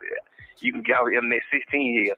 You're not gonna get on here and get no 100 million likes on your post. You're not Kim Kardashian, man. So whatever you call yourself doing with your internet, and if you just want to prove like, oh, I won't be on the internet, what is that proving? What they do? What you do? Instagram is meant for pictures, man. Post your picture, bro. Or just delete your Instagram. Right. Yeah. I think it's the rarity though, but man, have fun with that. All right, so yeah, man, it plays into the mentality of these two rappers. Me, myself, personally, I'm not a fan of people that do plug and play rap. Like, you know, just because you have a big name, I have a big name, let's do a track together for streaming. I don't like that type of shit. It doesn't make for the most authentic music. Although I know we're probably in a lot of music that's like that, but I prefer artists to have a true connection, get in there and make music. I do not like, I got an open verse, I'm gonna send this to you, hop on it. I hate that shit. So any rappers who reinforced that thought, that energy, I'ma always support that shit. And I think that's been an issue with a lot of the music that we've been spoon-fed to us lately from a lot of rappers. I don't like rappers that like having 15 features together. Why? Growing up in hip-hop, bro, I was really preached to when 1 or 2 rappers had one classic song together, like Renegade from Jay-Z and Eminem. Shit, Tupac and Snoop with the same crew, but they only had a couple songs together. Tupac Maker's Most Wanted, classic, all about like that. Yeah, Pac won't run around don't giving everybody no fucking. You get no pop verse like that. Only a few people got to get on a song with Pac. Pac was a few his people. Outlaws. They got 1,000 songs of Pac. Other than that, now bless a few rich. The Bay. Out of all areas, the Bay Area in California can say they got the most songs with Tupac, Too Short, E40, who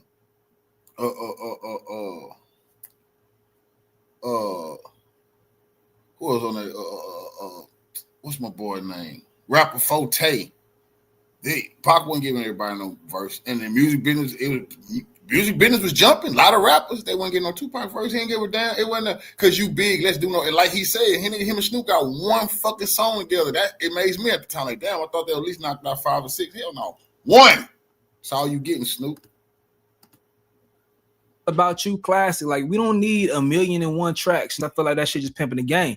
But I think those things came from an authentic place, two people that wanted to work with each other. You know, I prefer that shit. I don't like this type of shit. And that's not just me defending Kendrick Lamar. But if I'm going to speak from Kendrick Lamar's perspective, based on that third verse on Not Like Us, he doesn't like that Drake does what Young Thug is describing. As far as him linking with these rappers to be able to make sure the hood listens to his music, basically. Kendrick Lamar making 100% clear that he's aware of that angle, you know, aware of that finesse to go ahead and grab that audience and capture the audience. He's aware of that, and he doesn't want to do it unless it's authentic to him, you know, because we did see him work with Kodak Black and several other artists that he resonates with, that he like, you feel me? So it's all his preference, but I understand what Young Thug saying, you know, that's not the first time he said something like this. He was upset with Jay-Z. He felt like Jay-Z doesn't give back as much as Drake. He likes that Drake gonna show love to the younger rappers. But if you're a Drake detractor, you would say that Drake is doing this because these rappers that you mentioned, Wham, Thug, Baby, like Savage, those rappers right there have something authentic like that Drake doesn't have.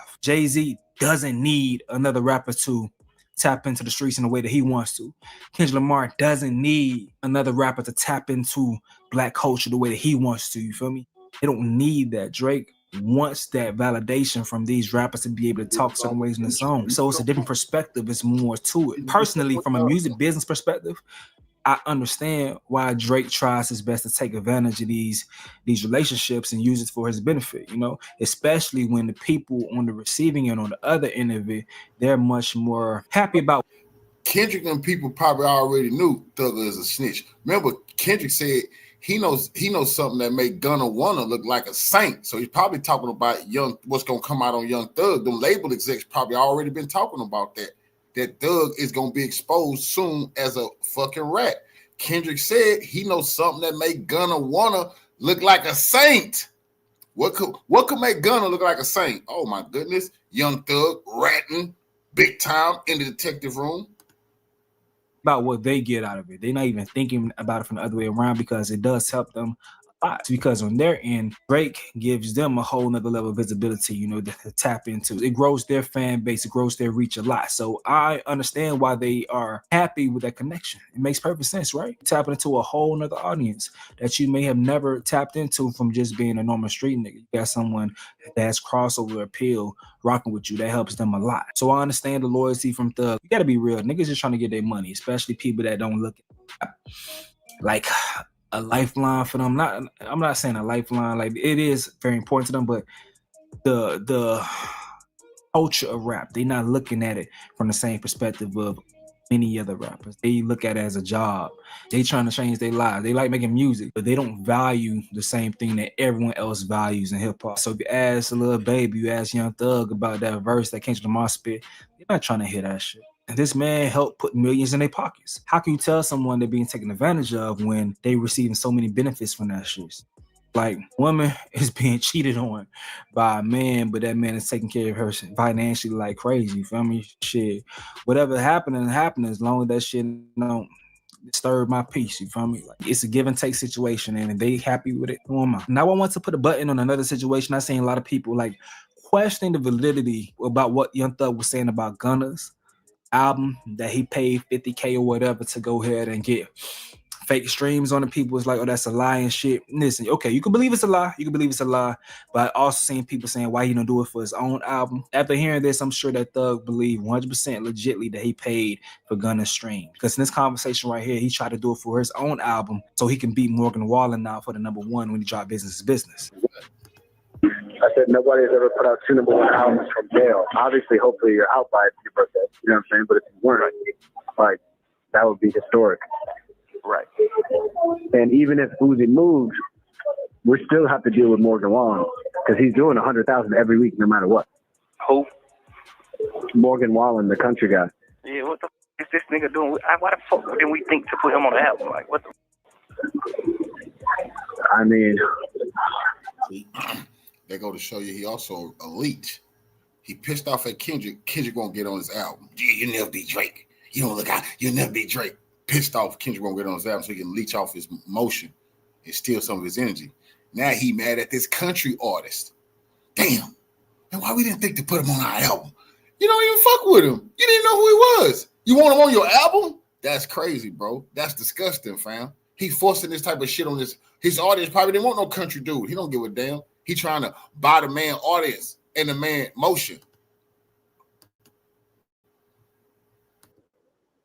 You think we're gonna beat the boy? Yo, my man, I'm not going to sleep until we beat him. So whatever happens, I'm telling you. Yeah. whatever happens. So it's Beat the boy, like, okay, beat the boy, then tell the boy you can't beat me, join me. that's iconic. Get on this song, young boy. Everything You know what I mean? Man. Let's go. Yeah, let's try to beat that nigga. You still got that plug, right? The shit we did with none of them, you still got that plug? Yeah, you know what I mean? Yeah. Tell you. All right, my boy. Yeah. All right, love you. Call me an hour. So you guys may not believe it's true, but he believed it's true. He believed that he really paid money for Gunna to go #1 with his DS Forever album. Not a gift and a curse. He's referring to when him and Gunna was on good terms. He thought he paid for the album to get more streams to go #1 and beat out The Weeknd. He thought he did that because he tried to do it for himself. I heard y'all saying he should do it for himself. He tried to. It didn't work. He still came in #2. So yeah, these dudes be faking the streams, dog. That's why I gotta keep saying it's about what you want. Right now, I'm listening to a lot of JID album. I don't know how much it sold first week. I don't give a lot of music, man. When I really fell in love with hip hop, it was from my brother loading up iTunes and me just going through all the damn albums that's on there one by one while I play video games. Something to pique my ear. I go on OHHLA original hip hop lyrics archive and read the lyrics as I'm listening to the album. That's when I fell in love with hip hop right there. I wasn't looking up first week record sales. I really probably didn't care too much until I became a 50 Cent fan. And 50 Cent would talk shit about first week record sales to other people. So, you know, in the hype of that, I'll look it up. But before that, I didn't give a damn. I was just trying to see what was happening. And if there was something that was to celebrate for my favorite rapper, I'd just be happy to get some good accolades. But I just cared about how the music resonated with me, how I connected to the music. That meant the most to me. And to be honest, low-key, sometimes I hate when certain things get too trendy. Like, I don't like certain things to be trendy. I like, you know, feeling exclusive with music and shit. So first week sales doesn't determine whether or not the song is good or not. But I do understand, like, you know, when you are discovering music, you're trying to see what song is popping, your eyes is automatically going to gravitate towards the song that has more numbers because you're trying to see, okay, it's like a natural recommendation for you. So I understand that point. But one thing that I love about us with this new information age, with more information that we are growing, but I hope this really trains us in regards to how we discover music and understand, yes, they are trying to program us in different ways as far as pushing our eyes or attention towards certain artists or certain songs. They are trying to program us, and we got to accept that. You may want to fight as much as you can. At the end of the day, you got to trust your ears. You can't go wrong with that shit. You know what you like, right? You can't go wrong with that. I know sometimes it's cool to be in the trends. Like, you don't ever want to stray away from that because hip hop, period, is about what's hip. You know, so you do want to be a part of the trends as far as the fun things and things of that sort. That's why I try my best to always, I don't even try my best, I just naturally have fun with music. Everything don't have to be super lyrical miracle when it comes to me. I'm also understanding the different trends and understanding what's hip and what's cool. Just having a grasp of what you're consuming and taking things from that perspective, and you'll have a much more enjoyable experience and not get caught up into all these stupid ass arguments about this person sold this person sold that. Like, it's even another argument like this. Like I'm saying right now, people keep talking about this bot and shit and people losing bots or sales or streams on Spotify. And they're not even honestly talking about the analytics in the right way, in a genuine way. So it makes the conversation stupid as hell to have in the first damn place. And people just trying to throw mud. Do you like the songs or not? If you don't like the songs, just say whatever. Talk trash about the song, the actual content, and keep it pushing. But it's no way, especially in a lot of different situations, there's no way you could tell someone that what they're listening to in their headphones whack, wrong, or whatever, and you try to convince them of that. Like, what the fuck does that mean to you? How can you tell someone what they vibing to is the wrong decision? That's what all should come down to. It's about what the fuck do I like? What do you like? Listen to it, vibe to it, and find your people to celebrate those artists together instead of like trying to find your people to shit on shit that you don't like. Like all this time people spend on the internet shitting on things that they don't like. I don't get it. When do you spend time enjoying life? When you can check some people's timelines, is all they do is talk shit. What do you do? How do you spend time on shit you do enjoy? When do you do it? That shit crazy. People say dead riding, these niggas dead riding people they don't like the most. That shit crazy as hell. I don't know, man, but dang, I did not expect to go into a spiel based on this topic, but it's a topic about music. It turned into a topic about music, and that's what I love the most. For me, music and sports, that's my shit right there. Matter of fact, we got some sports topics coming soon, man. Make sure y'all subscribe to the channel. But let me know what you got to say in the comment section below. I'm going to get out of here, though. This is another update with Stace.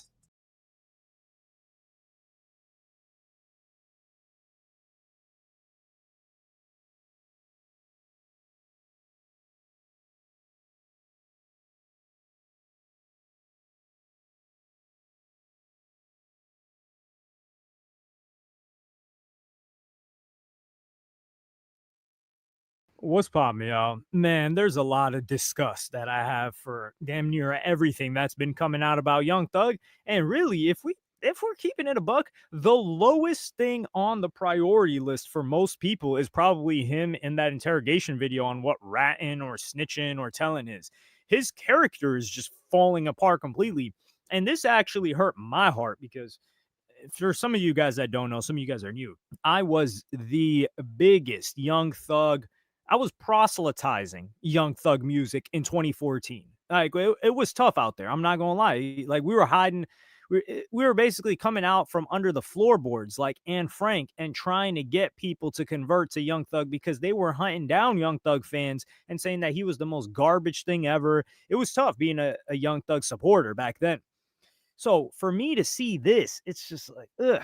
So I'm going to play you guys the clip right now. This was on a call when he was talking to Mariah the Scientist, and he just randomly, the amount of volunteering of information that nobody asked for that Young Thug does is like nothing I've ever seen before. So I'm going to play you guys this clip right now. To be signed to Gucci. P used to be signed to Gucci Man. When Gucci Man found out that shit, he dropped the nigga. Because P used to try to rap. Well, they still friends, so how's that? Yeah. Go out, end up going to jail. I gave you got him turned soft.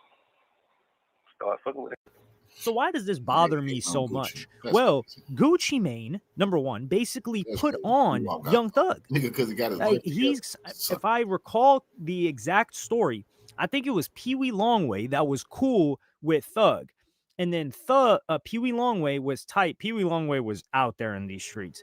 He was tight with Gucci, and he linked Young Thug with Gucci. And then Young Thug's first deal was with 1017 Brick Squad Records. He was signed to Gucci Mane. You can even see in the early tapes, a lot of them were presented by 1017.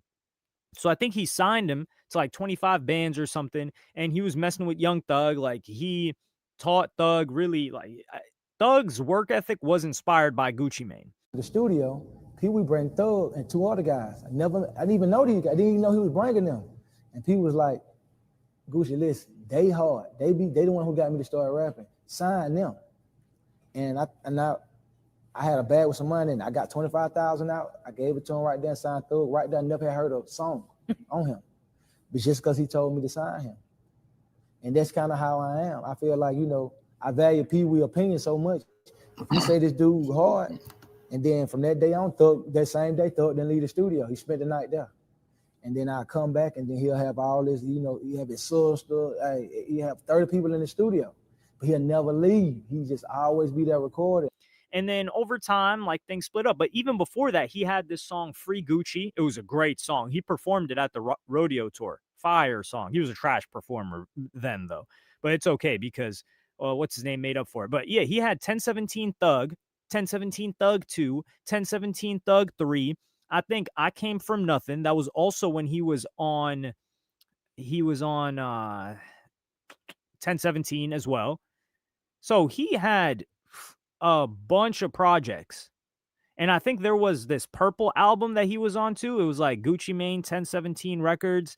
if I don't remember all the tracks on it though, but I remember listening to this stuff. There was like Young Thug, Brick Squad. So all of this is what Gucci Mane helped him with. Like he helped put the guy on. And then Rich Gang came in, and I think there might have been some like business or whatever. But time passes, Gucci Mane gets locked up. Young Thug's blowing up while Gucci Mane is locked up. So Gucci Mane gets out. And I tweeted this, and this is why it's so evil. Because Young Thug was saying that Gucci went soft in jail. And I tweeted this out, and I said, Gucci Mane went into jail and came out, and he got married. And he's still married. He avoided the street BS. And he's married to a woman that's not using him, that's adding value to his life. Let me roll you guys that clip of what's her name? Keisha Kaur. Like some people were mad at her for what she said, but let me roll you guys that clip right now. I still cook for him. Only thing Gucci got to do is shower. He don't got to do nothing else. I do everything for that man, but not because I have to do it. I want to. I enjoy taking care of him. I enjoy him just being happy and going to the studio and doing music. I don't want him to worry about the bills, worry about what he got to eat, worry about nothing. That man, all he got to do is bathe child and go do his shows and go to the studio. That is it. The wife takes care of everything else, and I love doing it. And if I don't do it, I would be miserable. Why do you think you'd be miserable? Because I want to take care of my man. I don't want nobody else to do it. I want you to pay so-and-so to do this. The chef, I cook for him. I buy his clothes. I do everything. And I want to keep the money at home. Baby! I want to keep the money in the bank. Yes. I invest. I do great investments.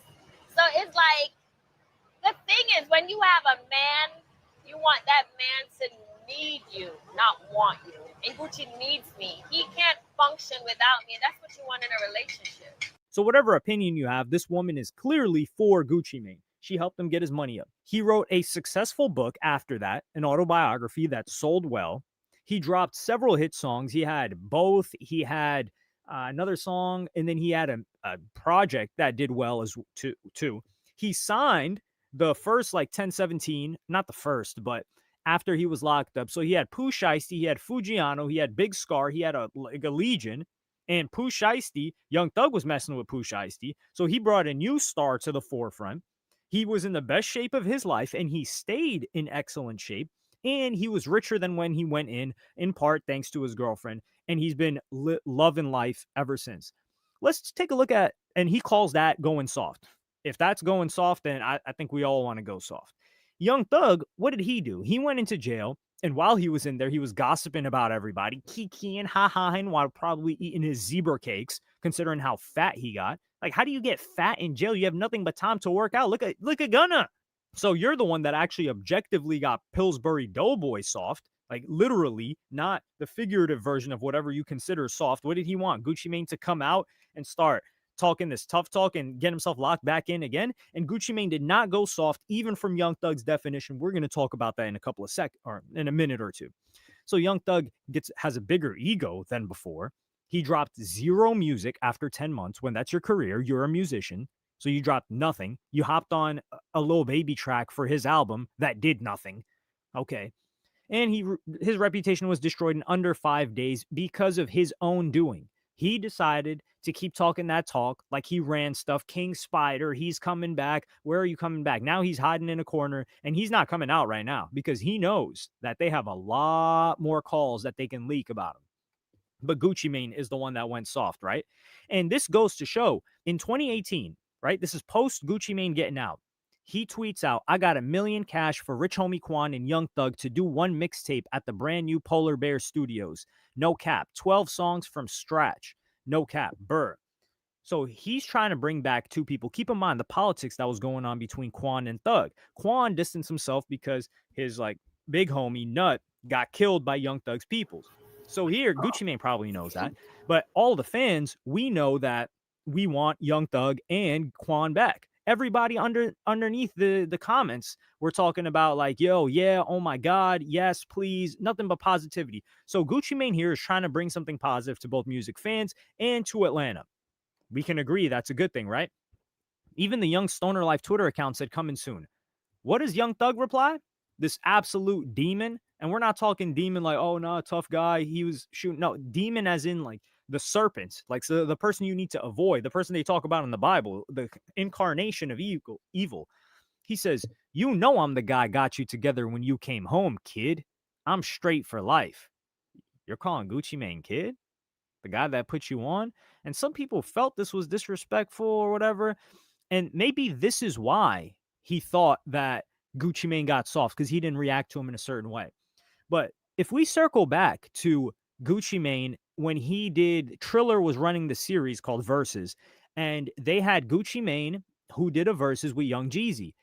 Gucci Mane killed Young Jeezy's homie that was sent to kill Gucci Mane. So it was a self-defense. He beat the body. And in that, you could see towards the end that Gucci Mane was about to get disrespectful, or like he kind of got a little bit disrespectful, and Jeezy like just let it slide. But Gucci Mane was not playing around, and you could still see from that footage he was willing to take it there. If you remember, you remember. So Gucci Mane didn't change. He's still the same Gucci Mane, but he's just like, I'm not going to trick myself out of the amazing life that I have.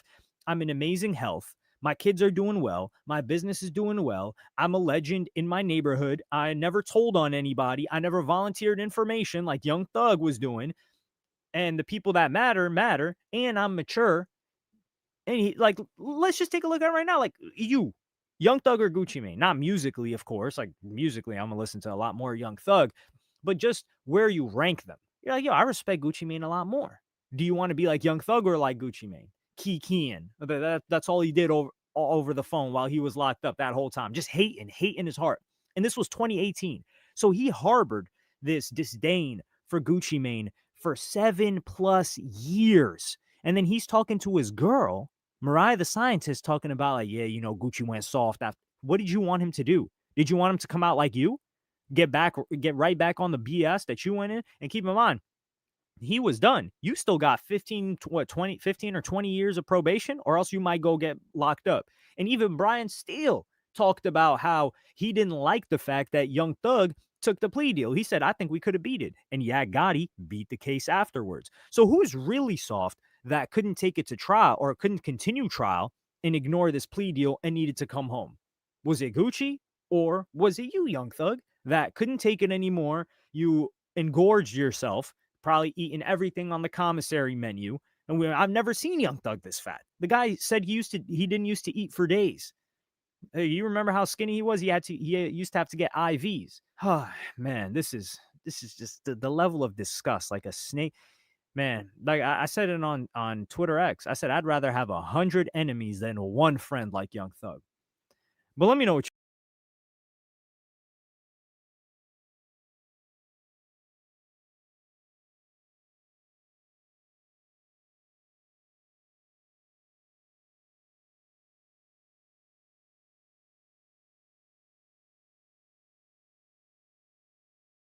Man, the war in Atlanta is still raging on, and we've been blessed with yet another embarrassing and hypocritical leak that trashes Young Thug's credibility, okay? It gives me no joy to announce this, okay? Maybe a little bit of joy, a tiny slither of joy, okay? Some people are saying I've been too hard on Thug.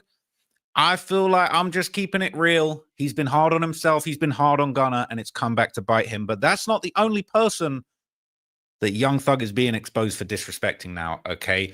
The target of this one, of this leak, this is a leaked phone call between Young Thug and his girlfriend, Mariah the Scientist, okay? And in the call, he's talking a whole bunch. He's a real chatty patty in this one as well.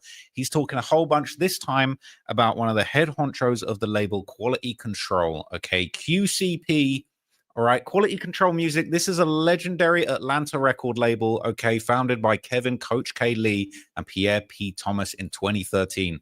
They are responsible for some of the most iconic Atlanta artists' careers, being as big as you know them as the Migos, Lil Yachty, and of course, Wham.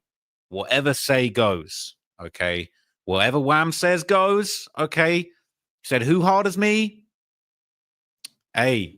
QCP is looking like he's a little bit harder than you. He's definitely looking like that he's richer than you. But let's get into it, okay? Because Young Thug was apparently... Young Thug's a real salty guy, okay? He's salty when Gunna's out lapping him in his career.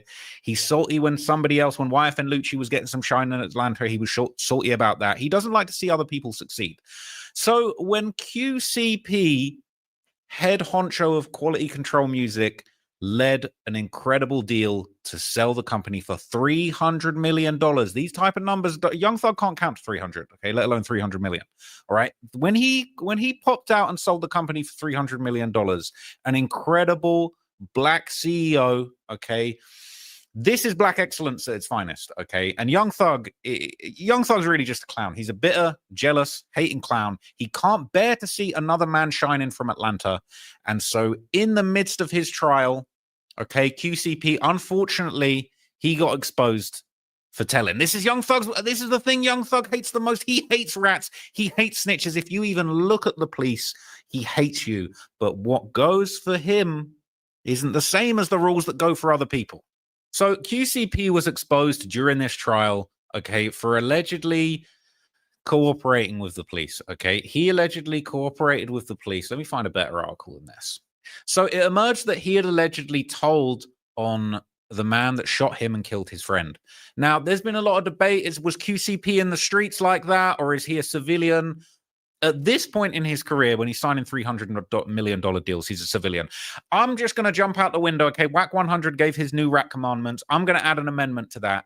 That if you're touching 300, if you're touching 9 figures, you can no longer be a street dude. All right. If you're touching 9 figures in legal money and you're paying your taxes, you can tell. All right. You ain't got to be a street dude. You ain't got to show up for all of these dumb, stupid street rules that are ultimately the destruction of you and your community. If you're touching 100 M's or more, you don't have to play by these dumb street rules, okay? But it emerged that way back in the day, I think this was a very, very long time ago, okay? He was essentially involved in a robbery where somebody was trying to rob him and his friend. They opened fire, they shot, and they killed his friend, okay? And this was the paperwork going around. It basically says that, it basically said that, so this is a different incident, right? So it basically what ended up happening was the QCP allegedly, he caught the person that killed his friend at the mall. He pulled a gun on him and he basically told him, hey, I'm calling the police. You basically better stay here. You're going down. I could kill you right now, but then I would throw away all my opportunities at life. I'd be a dummy. I'd be a crash out. I wouldn't be signing $300 million deals. If I killed you on sight, like a real street dude, I'm on some mogul stuff. I'm basically going to send you down the road. And I respect it. I respect it far more than anything Young Thug has ever done. This is actually one of the most gangster things I've ever even heard of. It's one of the most gangster, non-gangster things ever. Okay. I actually respect it. I think that if somebody killed one of my friends, I would never advise somebody to go slide and get revenge, but pulling a gun on somebody at a public shopping mall and calling the police until they arrive and putting them away for life, that's gangster, man. I rock with that. I'm riding with that, man. I'm riding with QCP. So look, when this emerged, all right, this was obviously very embarrassing. You know, you see on this page that I just showed you, this was all rap news. They're going all over him, okay? They're dissing him. They're saying that he's a rat. All right, look. Then one of the people, they turned around to get the marijuana, they opened fire and begun shooting, right? And they killed this man who was friends with QCP. All right, so there's a different version of the story, okay? What Thug said in this leaked phone call that you're going to hear in a minute is what I just said. He said he pulled a gun and he called the police and he said, I'm going to get you. But in this version of the Atlanta Police Department report, it says that P confronted the man about the murder and chased him to the car. He got a pistol and chased me in the mall, threatening to kill me. He said, how did you know the subject? He shot and killed my friend. What type of gun was it? A black handgun. Did he make any comments? I'm going to kill you. Did you fear for your life? Yes. I do not care. I do not care. You confronted the man that tried to kill you and killed your friend. I respect it. I'm saying it's P. I'm saying it's gangster. But anyway, Young Thug got onto the phone with his girlfriend, Mariah the Scientist, to be a little chatty-patty, to gossip, okay, to talk about this situation. And once again, we hear Young Thug contradicting himself, contradicting the earlier statements that he made to detectives researching the shooting of Lil Wayne committed by Pee Wee Roscoe. And Young Thug just ties himself up again. So he basically, in this call, he basically expresses a whole bunch of jealousy for P signing this $300 million deal. He says that he should have paid Lil Baby $75 million out of that deal for no reason, even though he allegedly owned Lil Baby's masters. Okay, even though Lil Baby got paid look, Lil Baby signed a deal, right? He signed a deal when he was less lit. He took a calculation on how lit he was at the time. He said, my career is going to go further if I sign to QCP. I signed the deal. You signed the deal. You took the money at the stage when you were ready to take the money. QCP, he put in work for over a decade in Atlanta building up this label, all right? And all these rappers got paid. You all got paid. You all got your contracts. You all got your pay. You all got your royalties, okay? And Young Thug says it himself. Young Thug says it himself in this interview. He says, a lot of the artists like the Migos, they in the red. They weren't profitable for the label. Well, that's the risk and the reward of being a businessman. QCP had to go down and be at a loss for the entire label to grow. Maybe some of Lil Baby's profits go back into the Migos. That's culture. That's for the city. And he spent over 10 years building up this company, and he sold it for $300 million to a massive company called Hy-B that originally was the record label that discovered BTS in South Korea. Don't get it twisted. These are serious players. Even if you haven't heard of them, these are serious guys. So salute to QCP for keeping it real, for standing on business, and signing a $300 million deal. I'm trying to be like QCP, not Young Thug. But in this call, Young Thug embarrasses himself. Once again, I'm sorry, everybody. You're going to say that I'm hating, but I'm just calling it how I see it. And some people don't like to hear that, okay? But Young Thug, he was very jealous. He was very bitter in this call. And he basically says QCP should have thrown money to Lil Baby for no reason that he wasn't entitled to, okay? And he basically low-key exposes Lil Baby for being a pretty dumb businessman and trying to make deals that he's not in a position to make. So let's just hear it, okay? So at the start of the call, Thug basically calls Lil Baby, aka Wham, okay, aka Who Hard As Me, all right? He basically says, yo, Wham was the only person on the label who'd made a profit, and QCP sold the whole label, including the masters. Wham, the only nigga on that label in the green that don't owe no money. Man, them niggas just sold that shit. But they did some bullshit though. They sold the masters too though. That was some bullshit. So he's saying they sold the masters too. That was some BS. Well, actually, that's exactly what he's entitled to. That was the whole point of building up the label and owning the masters and being in a position to sell it. That's the whole point, Thug. Okay, maybe you're not a shrewd businessman like QCP. That's why you was sat down. All right, that's why you was sat down, scared for your life, ready to take a plea and end the case early, just like Gunna did. That's why you were in that position, okay? And Young Thug will basically go on to say that QCP told him that he still has Lil Baby under him, all right? And Thug says, how do you have him if you just sold him as part of the label? Phone the night you went to go see that nigga, you the only nigga that stayed down me. When me and him was on the phone the night you went to go see that nigga said out of his mouth. But Shawty with me, well, I got him. You know what I'm saying? It's like, you saying that you got him on some fake cool shit, like I got him, but you just sold him. You don't got him. You just sold him. You got you own 100% of this young nigga masters, bro. That's not 1,000. That's fuck nigga shit, bro.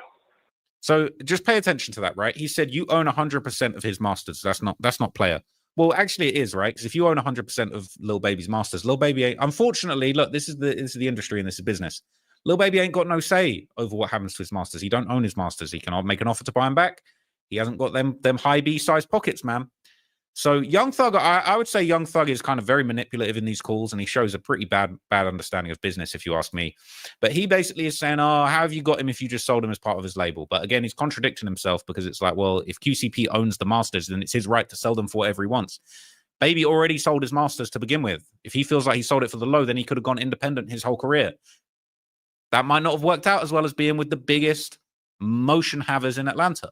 But anyway, after this, all right, Mariah would ask a very dumb question and basically say, well, why didn't P offer to sell Lil Baby back some of his masters? All right. And Thug says he should have just gave Baby back his masters.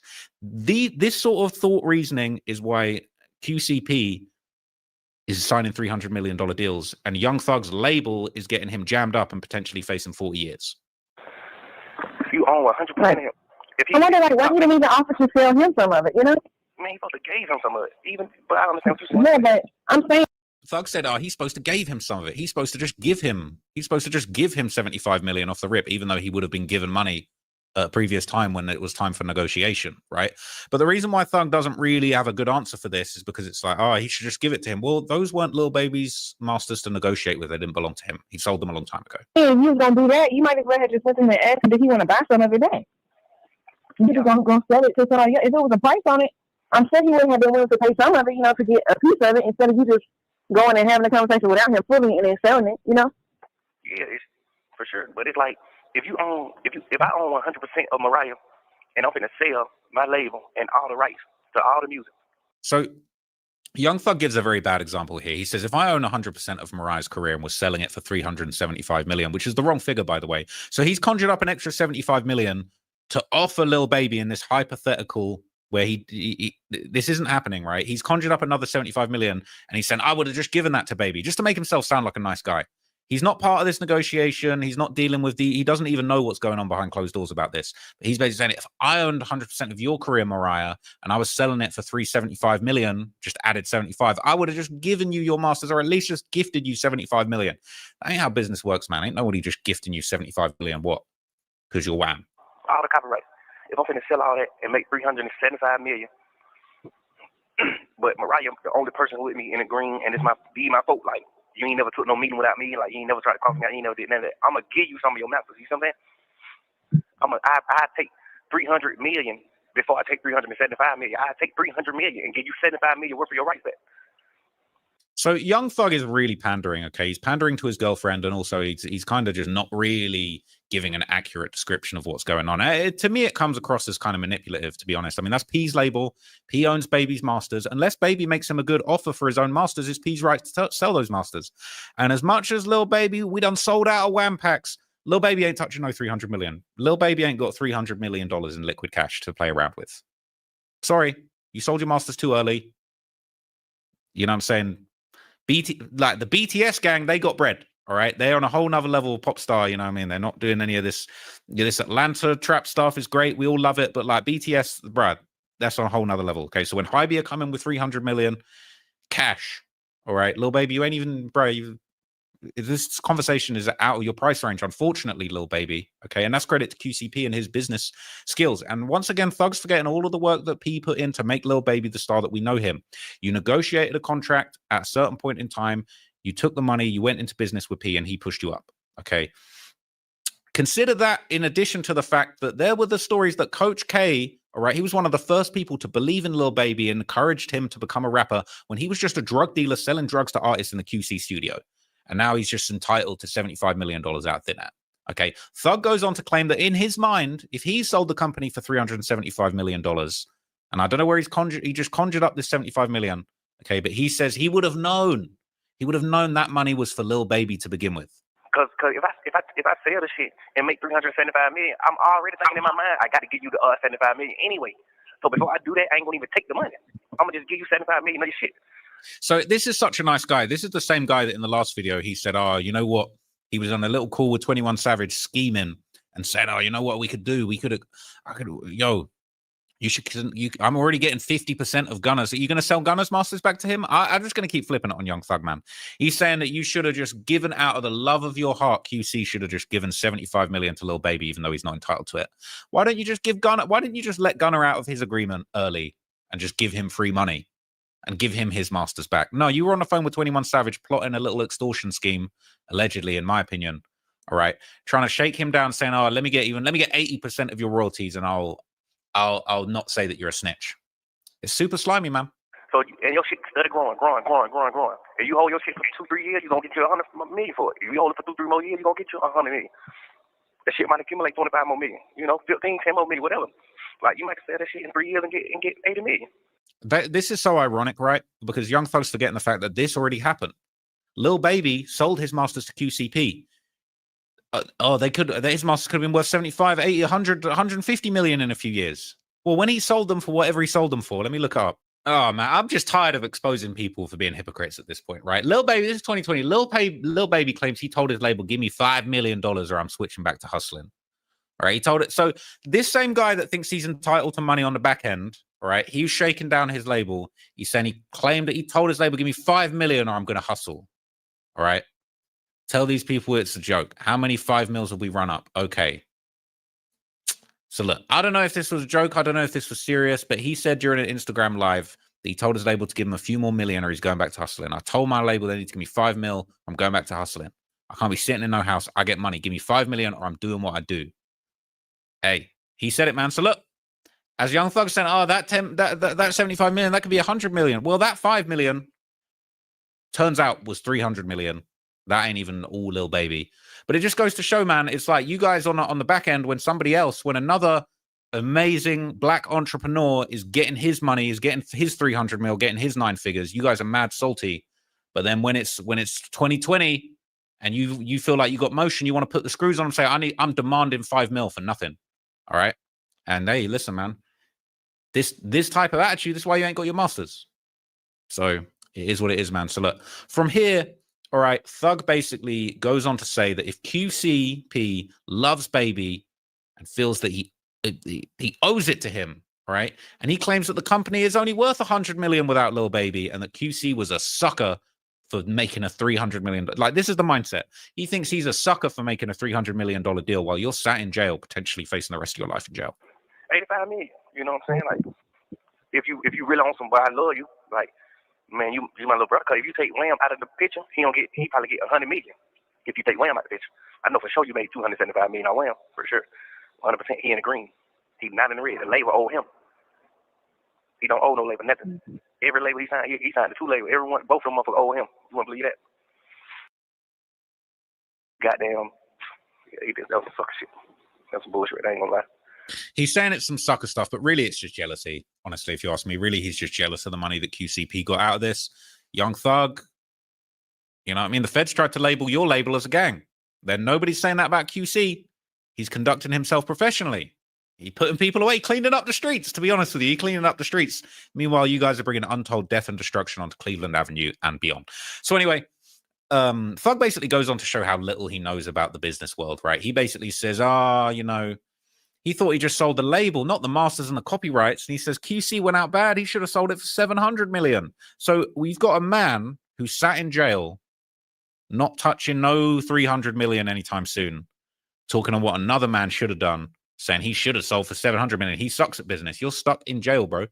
He's not grasping. This is the whole point. The label is worth 300 million because of the masters that it owns. Wham being on the label, Hybe is buying the company on the basis that they're going to monetize this catalog into the future. Yes, 700 mil in 10 years might be worth 300 million today. Okay, not really a business shock. See, I thought he just sold the label. I'm like, damn, boy, that's big. Like, but yo, much that coke. You sold a label for 300 something million. What the fuck, man? Your ass sold the goddamn copyrights, man. You sold everything. You went out bad, man. You could have got 600-700 million for that shit, man. But your ass went out bad, like bad. What wrong with that nigga? Jealousy, man. It's jealousy. So he's basically saying he went out bad. He could have showed it for 600-700 million. He sat in jail. Okay, his whole bag's messed up. All right, and he basically saying, yeah, no, I would have done better with that opportunity, bro. You're not getting those opportunities, bro. You're fighting for your life. You're trying to plea your way out of a situation. Don't hate on another man because he's touching 300 M's. So from here, Thug basically says that he told Lil Baby, right? It basically like, he basically said that he spoke to Lil Baby and that Lil Baby basically said that QCP kept telling him, I need to talk to him about something serious. But he put off having a meeting until after the sale went through. All right. And again, he uses a very misleading and manipulative metaphor to kind of garner favor from his girlfriend to basically say, you know, this kind of like if I got another chick pregnant, terrible things to even bring up, to be honest with you, Thug, with the allegations that came out. But he basically said, yeah, it's like if I got another woman pregnant, I said, I need to talk to you about it. And I put it off until after she got rid of the baby. He comparing it to that, which is a terrible comparison. And he really just trying to curry favor. But now you telling Wham, hold on, I need to talk to you about something serious, but you just holding him off. It's like me telling you, I need to talk to you about something serious. I got a whole pregnant, but I ain't telling you what it is. I'm just like, I need to talk to you. This shit's serious. But I'm trying to wait till I get the abortion. To tell you, you know, shit like that. Like, now I got the abortion. Now it came out on the internet. Boom, Young Thug had a girl pregnant, but paid for the abortion. Now I'm just telling you, like, man, that's what I've been trying to talk to you about. Man, you could have been talking to me about that shit. You goddamn, you know what I mean? You keep like, I need to talk to you about something. Man, I'm like, what's up? What's up, nigga? About? So after this, Thug would go on to make a pretty bold claim. He basically says, Lil Baby could have stopped the deal going through. Cap, in my opinion. And then he basically said they were only buying the label because of Lil Baby, because the Migos lost money. All right. And he points out, again, nonsensically, he points out, well, some of the Migos actually did buy their masters back. But at the same time, Lil Baby should have bought his masters, but he probably ain't got the bread to buy his masters back at that point. If they're talking about 300 million and the deal's worth, I don't know if Lil Baby got 100 liquid cash. 100 M's to buy their masters back. We gonna talk. Yeah, you trying to say that until you get the deal done, because you know Wham can stop the deal. You know what I'm saying? the people only buying your label because of Wham. They not buying your label because no motherfucking Migos. Them nigga in the red. Them nigga ain't making no money, huh? Watch out. Nigga in the red. You know what I'm saying? Like, one or two of them done bought their shit back from your ass anyway. Done gave your ass 15, 20 million of they little hard earned money. Bought their shit back. So you definitely got all them anyway. You know what I'm saying? It's just like, man, you 100% wrong. I wouldn't ever do no shit like that. Especially to no nigga like, man, that nigga solid. He would never do anything like that. You're not in the position to do anything like that. But Thug goes on to make some points that it does kind of make P look bad. But again, because Thug has been so biased in his whole telling of this story and kind of twisting it, manipulating it to make him look like such a hero, so solid, P's like the worst guy ever. But he tells a sort of biased version of this story, and I'm going to tell you what I think really happened, okay? Thug goes on to basically say Scooter Braun, the infamous music manager, had a big role in Justin Bieber's career. He's now cutting these enormous checks for these big multinational conglomerates that are buying up music catalogs to monetize them for the next 100 years, all right? Forget about the next few years, all right? These companies, they don't care if Migos catalog's in the red. They're buying Migos catalog to monetize that because people love the Migos. People are going to be listening to Migos in 10, 20, 30 years like Motown classics, all right? So they're not worried about that. They're trying to buy these catalogs and monetize them to infinity and beyond. Shout out Buzz Lightyear for 1 second, okay? But Thug goes on to say that Scooter Braun, who was cutting these beautiful, exceptional deals, he contacted Lil Baby first. So again, it all contradicts itself. He's saying, oh, why did he do that to him, man? Why did he do that to him? Come to find out, oh, well, actually, Lil Baby got offered the deal first anyway, and he basically fluffed it and messed it up and screwed it up and fumbled it, okay? He says Scooter Braun contacted Lil Baby first about buying his masters, buying him out of the deal with QCP. But Lil Baby, maybe he played himself, man, or maybe he wasn't even qualified to be having this conversation because he didn't own his masters, okay? He was trying to sell something he didn't own. But he was apparently contacted first, and Baby said, look, I can't take the meeting without P. Thug spins this as if it was like, oh, Lil Baby was so loyal to P, he said, I can't take the meeting without P. But in reality, what it sounds like is, Lil Baby, you don't own the masters. You selling something you don't own. You bartering, excuse the pun, and brokering a deal that you don't have any place making. And he says Scooter said bet and went straight to QCP and bought the whole label for $300 million. But if Lil Baby didn't have the right to his masters to begin with, what gives him the right to even take that meeting? Taking a meeting with Scooter Braun about buying him out of his deal, and I mean, Scooter Braun in the end, it looked like he did buy him out of his deal, man, in a whole different way. Really solid. He not gonna cross you out. He ain't doing none of that.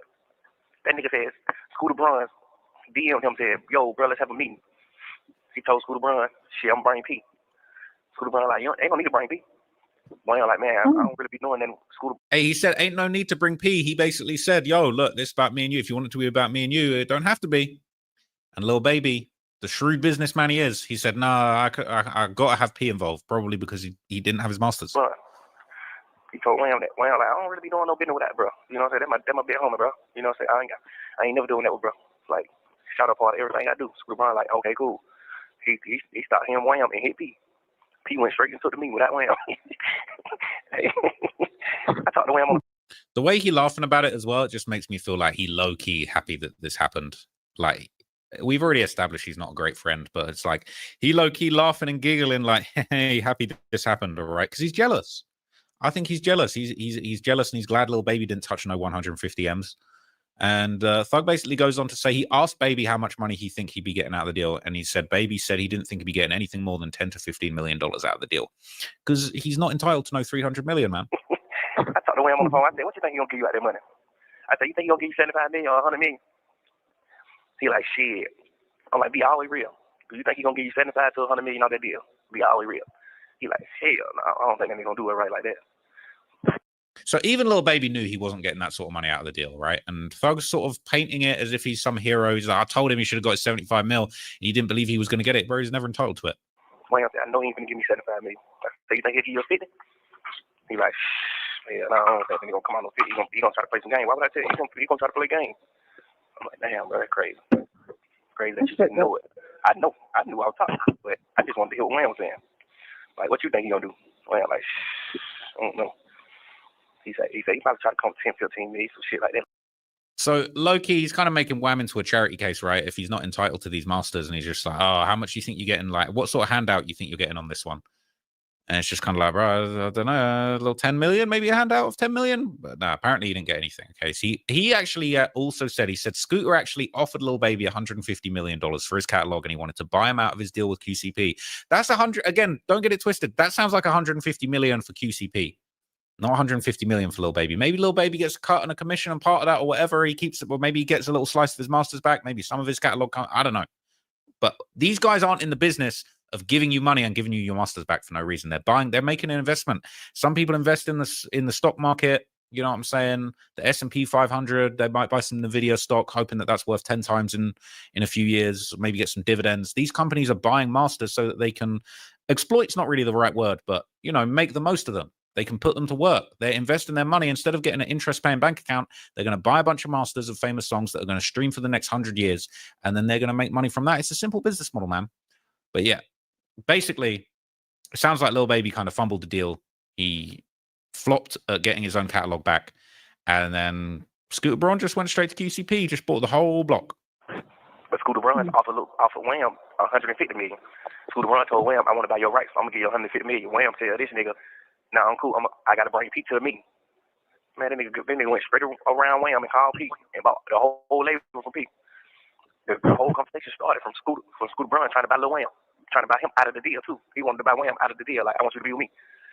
Wham like, shit, you gotta talk to Pete. You gotta talk to Pete about that. Man, you know, Pete crossed that nigga right out worst way. So Sam, P crossed him out, man. Took the whole deal, took the 300 mil. Shrewd businessman, man. Shout out to QCP, man. He done his thing. I'm trying to be in business with QCP, to be honest with you. Not Young Thug. But anyway, apparently this conversation took place before the deal was fully finalized. And Thug would actually go on to speculate that, you know, he would only be giving Lil Yachty 2-3 million and Baby should get 20 million out of the deal. But it doesn't sound like that's what happened. You gonna try some bullshit. He gonna get Yachty 2-3 million. You gonna try to get Wham by the dub. So damn well you gonna get a young nigga a real 7,500 million of that money, but for sure.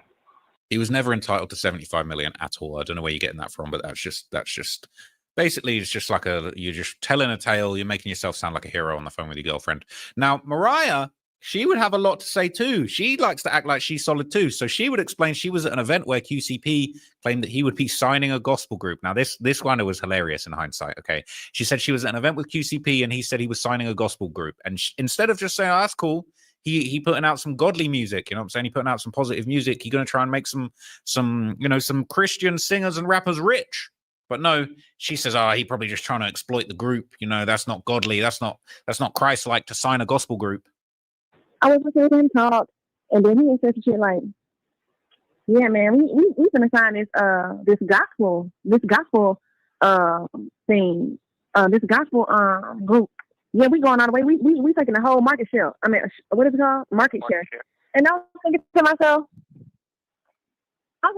you gonna exploit this gospel group so that you can have the biggest possible market share you can get of all genres.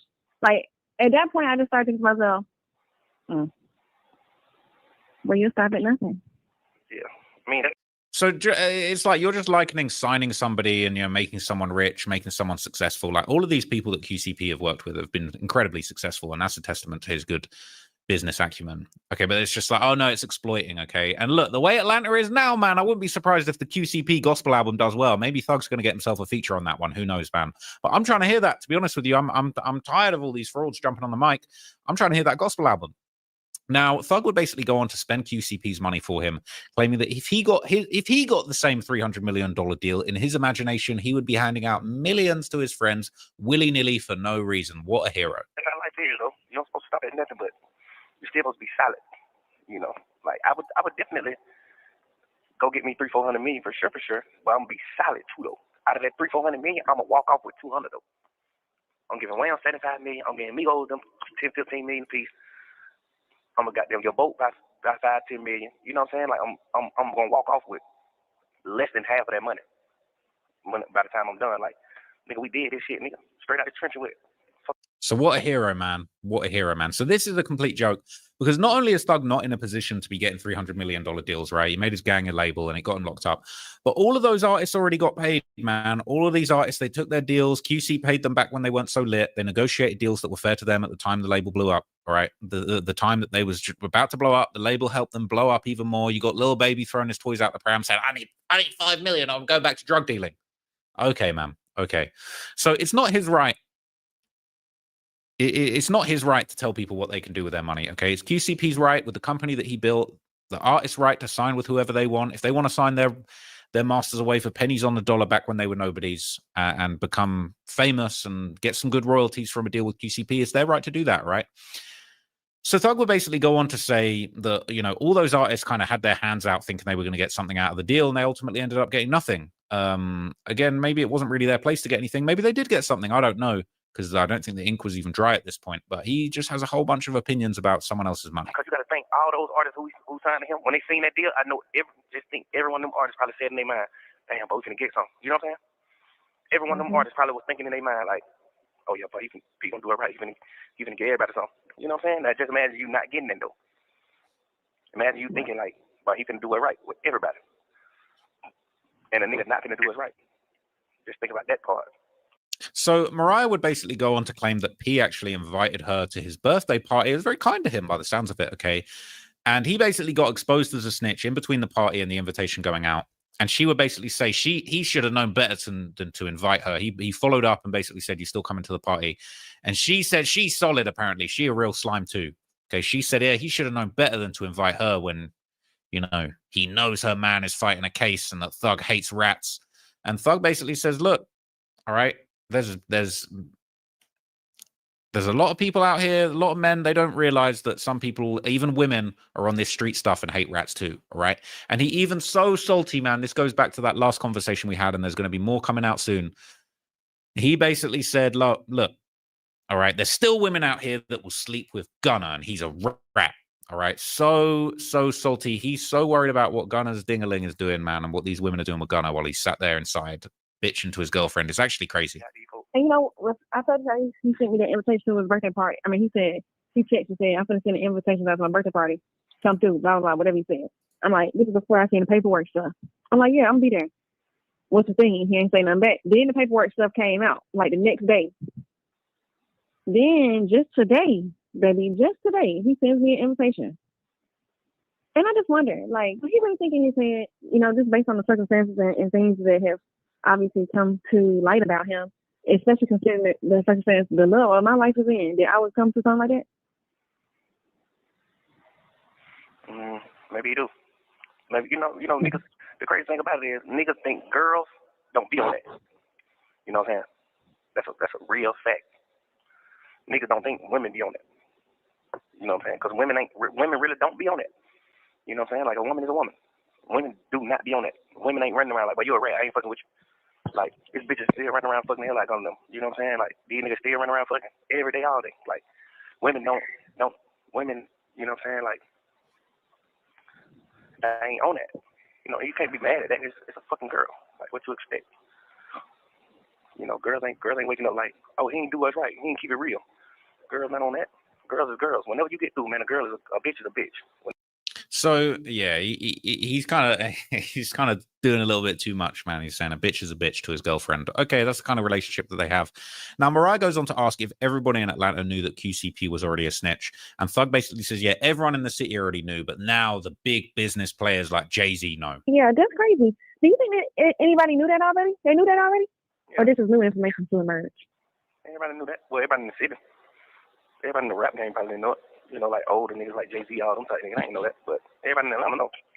So he's overjoyed that now Jay-Z knows that QCP is a rat. I think Jay-Z would do business with rats for $300 million. I think Jay-Z's smarter than all of this nonsense. But anyway, Mariah basically goes on to ask if QCP got on the stand, and Thug, he's delighted to say, yeah, he got on the stand and said he feared for his life. So I'm confused. So he testified against somebody? Man, that nigga, I understand. I fear for my life. The man killed my friend. That's what he did? I fear for my life. Read the paperwork. This is my honest opinion is that it's one thing for the police to be like, do you know who killed your friend? I feel like it's one thing to be like, I know who killed him, but it's another thing to, you know what I'm saying, testify against somebody. So Thug would go on to expose himself as a hypocrite once again, right? And he says P should have just said he didn't know anything because you're not supposed to give the police any information about crimes. And you're not supposed to give any information about why a crime happened. Listen to this. I know one thing to say, I know who killed my friend. And who killed your friend? I'm just a little confused on him, about him. Like, the police didn't know nothing about him. P gave the information about him. Like, because a friend died in a spot. So it's like the police get there, it's just a dead body. You know what I'm saying? You have no idea on what happened. The police is like blind to the fact. Like he gave them the information. Like, man, this man, I know who I seen. This man killed my friend. So Thug said he gave them the information, man. You're supposed to say you don't know nothing, man. You're supposed to not say who sold people drugs. You're not supposed to say who did a song talking about they're going to go out like Tony Montana. None of that stuff, all right? So by his own standards, once again, Young Thug isn't as solid as he thinks. But anyway, Young Thug would then go on just with absolute glee and delight to tell the whole story about what happened with QCP, with him getting robbed and his friend being killed in the process, and everything, kind of the stuff that I told you earlier. But he's just so happy to be telling this story. He was in the spot. Him and his friend got robbed.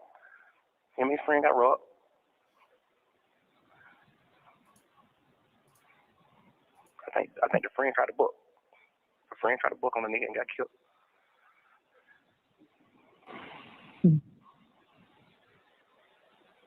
And he went and told the police. Yeah, so right then, called the police. Stayed at the house. Called the police. Police got there. Hey, they got named Stunner. No, he left. He called the police and left. I guess it was something out.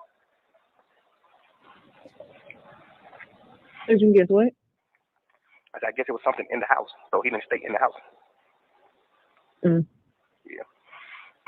He called the pigs and left. That's a fact. Police got them. Nobody went in the house. Just a dead man.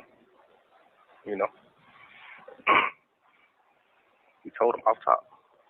So Thug would go on to tell the story. Now, I listened to this before I made this video, and obviously that contradicted maybe some of the things that I saw in that paperwork. But that's where I got. Thug basically goes on to claim that in his version of the story that he knew, P basically saw the guy that killed his friend at the mall and held him at gunpoint and called the police. Now, the way he told this, it made it sound like P whipped out on the guy and said, "You better stay there until the police come." Now, I don't know if that's exactly what happened. Maybe that is what happened. Maybe the way that the police report was written was different. It kind of sounded like he was the one getting chased into the mall, but Thug, hey, he doing a lot of talking, man. He letting us know how he thought the story went down. That's right. And then he seen the nigga in the mall, I think a month later. He called the police in the mall. Hey man, I see the man who killed my friend in the mall. Then he lined him up and everything. Yes, he came in the store, pulled the gun out, told him to get on the ground. Like, man, fuck me, get on the ground. That's what P did? Yes. P put the gun on to the nigga. P put the gun on the nigga so the nigga couldn't lead them all. Then the police came there and got him. He made him stay in after the police got him. He said, "This man killed my friend. I'm scared for my life. He's trying to kill me." I'm gonna lie, that's one of the most gangster things I've ever heard. Honestly, I know it's not gangster to call the police. I'm not a gangster. I'm a civilian. I'm not King Slime. I'm not banging slime. I'm not wiping anybody's nose. If someone killed one of my friends, I wish I had even an ounce of the fortitude that QCP had to stand on business and hold the person that did it up at gunpoint in a public place and said, "You better stay down. This is a citizen's arrest. I'm calling the police. I'm putting you away. And I'm taking the stand." That's what I'm finna do. So if Young Thug wants to send the goons to me. Revolutionary Salute to our Queen Shannon G for the donation to the war chest. Revolution is real life. Absolutely appreciate the love, Queen. Helping me keep the lights on in the House of Revolution. Salute. No, I'm saying that might be how it goes down, man. Hopefully not, God forbid. But anyway, from here, Thug basically claims that P used to rap and that he was signed to Gucci Mane, and Gucci Mane dropped him when he found out that he told. But Mariah pointed out some flaws in this story and said, "Well, how come Gucci Mane and P are still friends? This don't add up." Maybe he respects him as a businessman. He used to be signed to Gucci. P used to be signed to Gucci Mane. When Gucci Mane found out that shit, he dropped it in. Because P used to try to rap. Well, they still friends, so how's that? Yeah. Go out, going to jail. I gave it, got him turned soft. Started fucking with a nigga. He said Gucci Mane turned soft in jail and started messing with him. Oh, okay. Bit of disrespect for Gucci Mane. I don't know if Gucci Mane's going to be feeling that one. That's a real fact, though. So Thug from here. Now, I could be wrong on this one, but it sounded to me like Thug went on to claim that 21 Savage hates P and always wanted to leak the fact that P cooperated. And he claimed that 21 swore he merched it on his mother and his dead friend that he didn't leak it. Said on Johnny, I'm pretty sure that's what 21 Savage be doing, but I could be wrong. Okay, but he basically says he merched it, that he wasn't the one who leaked it, and Thug said he didn't believe it. And he said that when P and 21 ran into each other, they nearly had a shootout. Little man just want to leak that shit so bad. When that shit got leaked, I said, you did that. He said, my mama ain't do that. Yeah, I know it. I know your mustache leaked that, boy. My mama ain't do that on Johnny. Yeah, on that same Johnny, you did it. Damn, boy. He didn't want to leak that shit so bad. Him and P got into it. He used to be like super cool with Migos at one point. Then him and P got into it because he hit P and said, man, damn, big bro, I can't believe you. Shit. And Pete ended up seeing him. Pete ended up seeing Lil Man out somewhere, and told Lil Man, "Man, I don't know if I should dap you or goddamn clap you." Lil Man said, "But you don't do that. That's a bad idea, Jack. You do not want to do that." So I think he's talking about 21, and he's saying 21 called him and said, "I can't believe you told, man. Can't believe you did that." And he said, when P, sounds like when P caught up with him, he pressed him. So I don't know if I should shake your hand or clap you right now. He's standing on business, man. I'd say in Atlanta, the one person I'm looking up to at the moment is QCP, man. So that was the meat and potatoes of it, right? That QCP clapped back. Now, I think this call had already been floating around the internet anyway, but this has been resurfaced. And obviously, when Pee Wee Roscoe hopped on live to cap and stick up for Young Thug, he called out QCP for being a rat. And yeah, he was not feeling it, man. He did a savage post, all right? He did a savage post on Instagram calling out Thug and dissing him, and called him a rat, and he called Pee Wee Roscoe a rat. He said, imagine some broke-ass rats like Pee Wee Ratsco and Thugger trying to run a rat narrative on me and all my dudes that I love, running with these hoe-ass dudes, knowing how these dudes talk about me.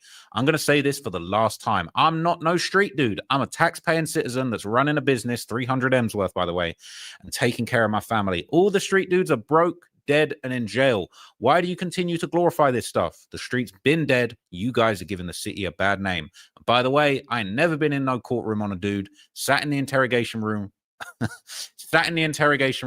running dudes' names, and I don't speak on the dead, so I don't care enough to explain the situation. Y'all boys, the police, y'all mad because you are not me. That's facts. I think Thug is very mad that he's not P. I think he's mad that he's not touching 300 M's. I think he's mad that his career is not going the way that he wanted it to and that everybody's rocking with Gunna. And it's embarrassing, to be honest with you guys. Sorry, everyone said I'm hating on Young Thug, but that's the facts. I call it how I see it. I think he's very jealous. I think I look up to QCP more than I look up to Thug right now. I think QCP is an incredible black entrepreneur, doing great by his people, doing great by his community, running up 300 million. We got to salute 300 M's, man. We got to salute 300 M's. I got nothing but respect for QCP. And it sounds like he stands on business, man. Hey, and he ready to bang it out with people too for disrespecting him. So that's the video, man. What do you guys think? Let me know down below. There's even more leaks going on right now, but I'm tired. I need to go to bed. I'm planning another video for you guys very soon that I know you guys are going to love.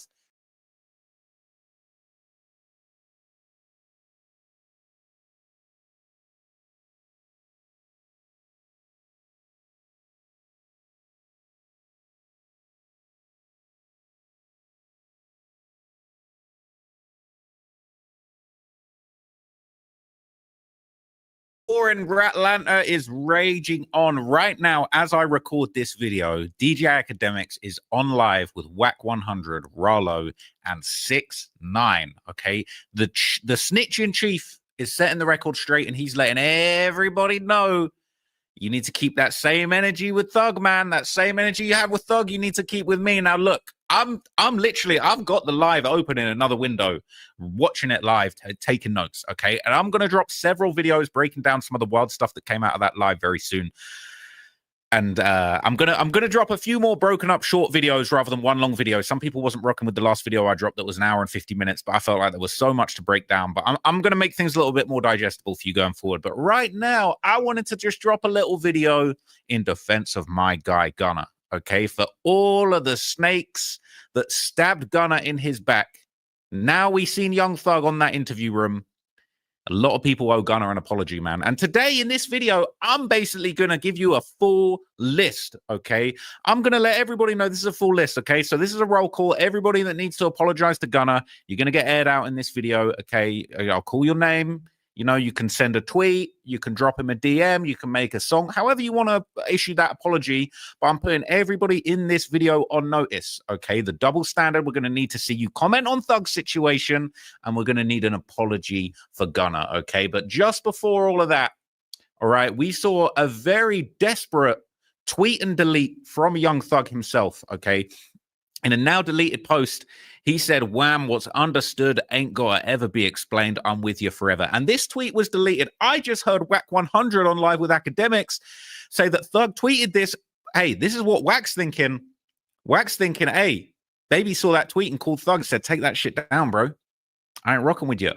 I ain't rocking with this ratting, man." It's actually crazy. So look, whilst all of this madness is going on, Gunna is cooling unbothered. He out on another 5K fun run, okay? He got the One Club, he got the Wanna Run Club running, okay? While people are running from snitch allegations, Wanna's running up a 5K, okay? He's killing it. He is absolutely on a whole other level to Young Thug as far as the music, as far as the fitness, seemingly as far as being solid. I ain't seen no 2-hour interrogation tape of Gunna going around. So Gunna is kicked back laughing about this whole situation. He's doing a run club. You know what I'm saying? He's collaborating with big companies. He's got a whole movement that's coming on, okay?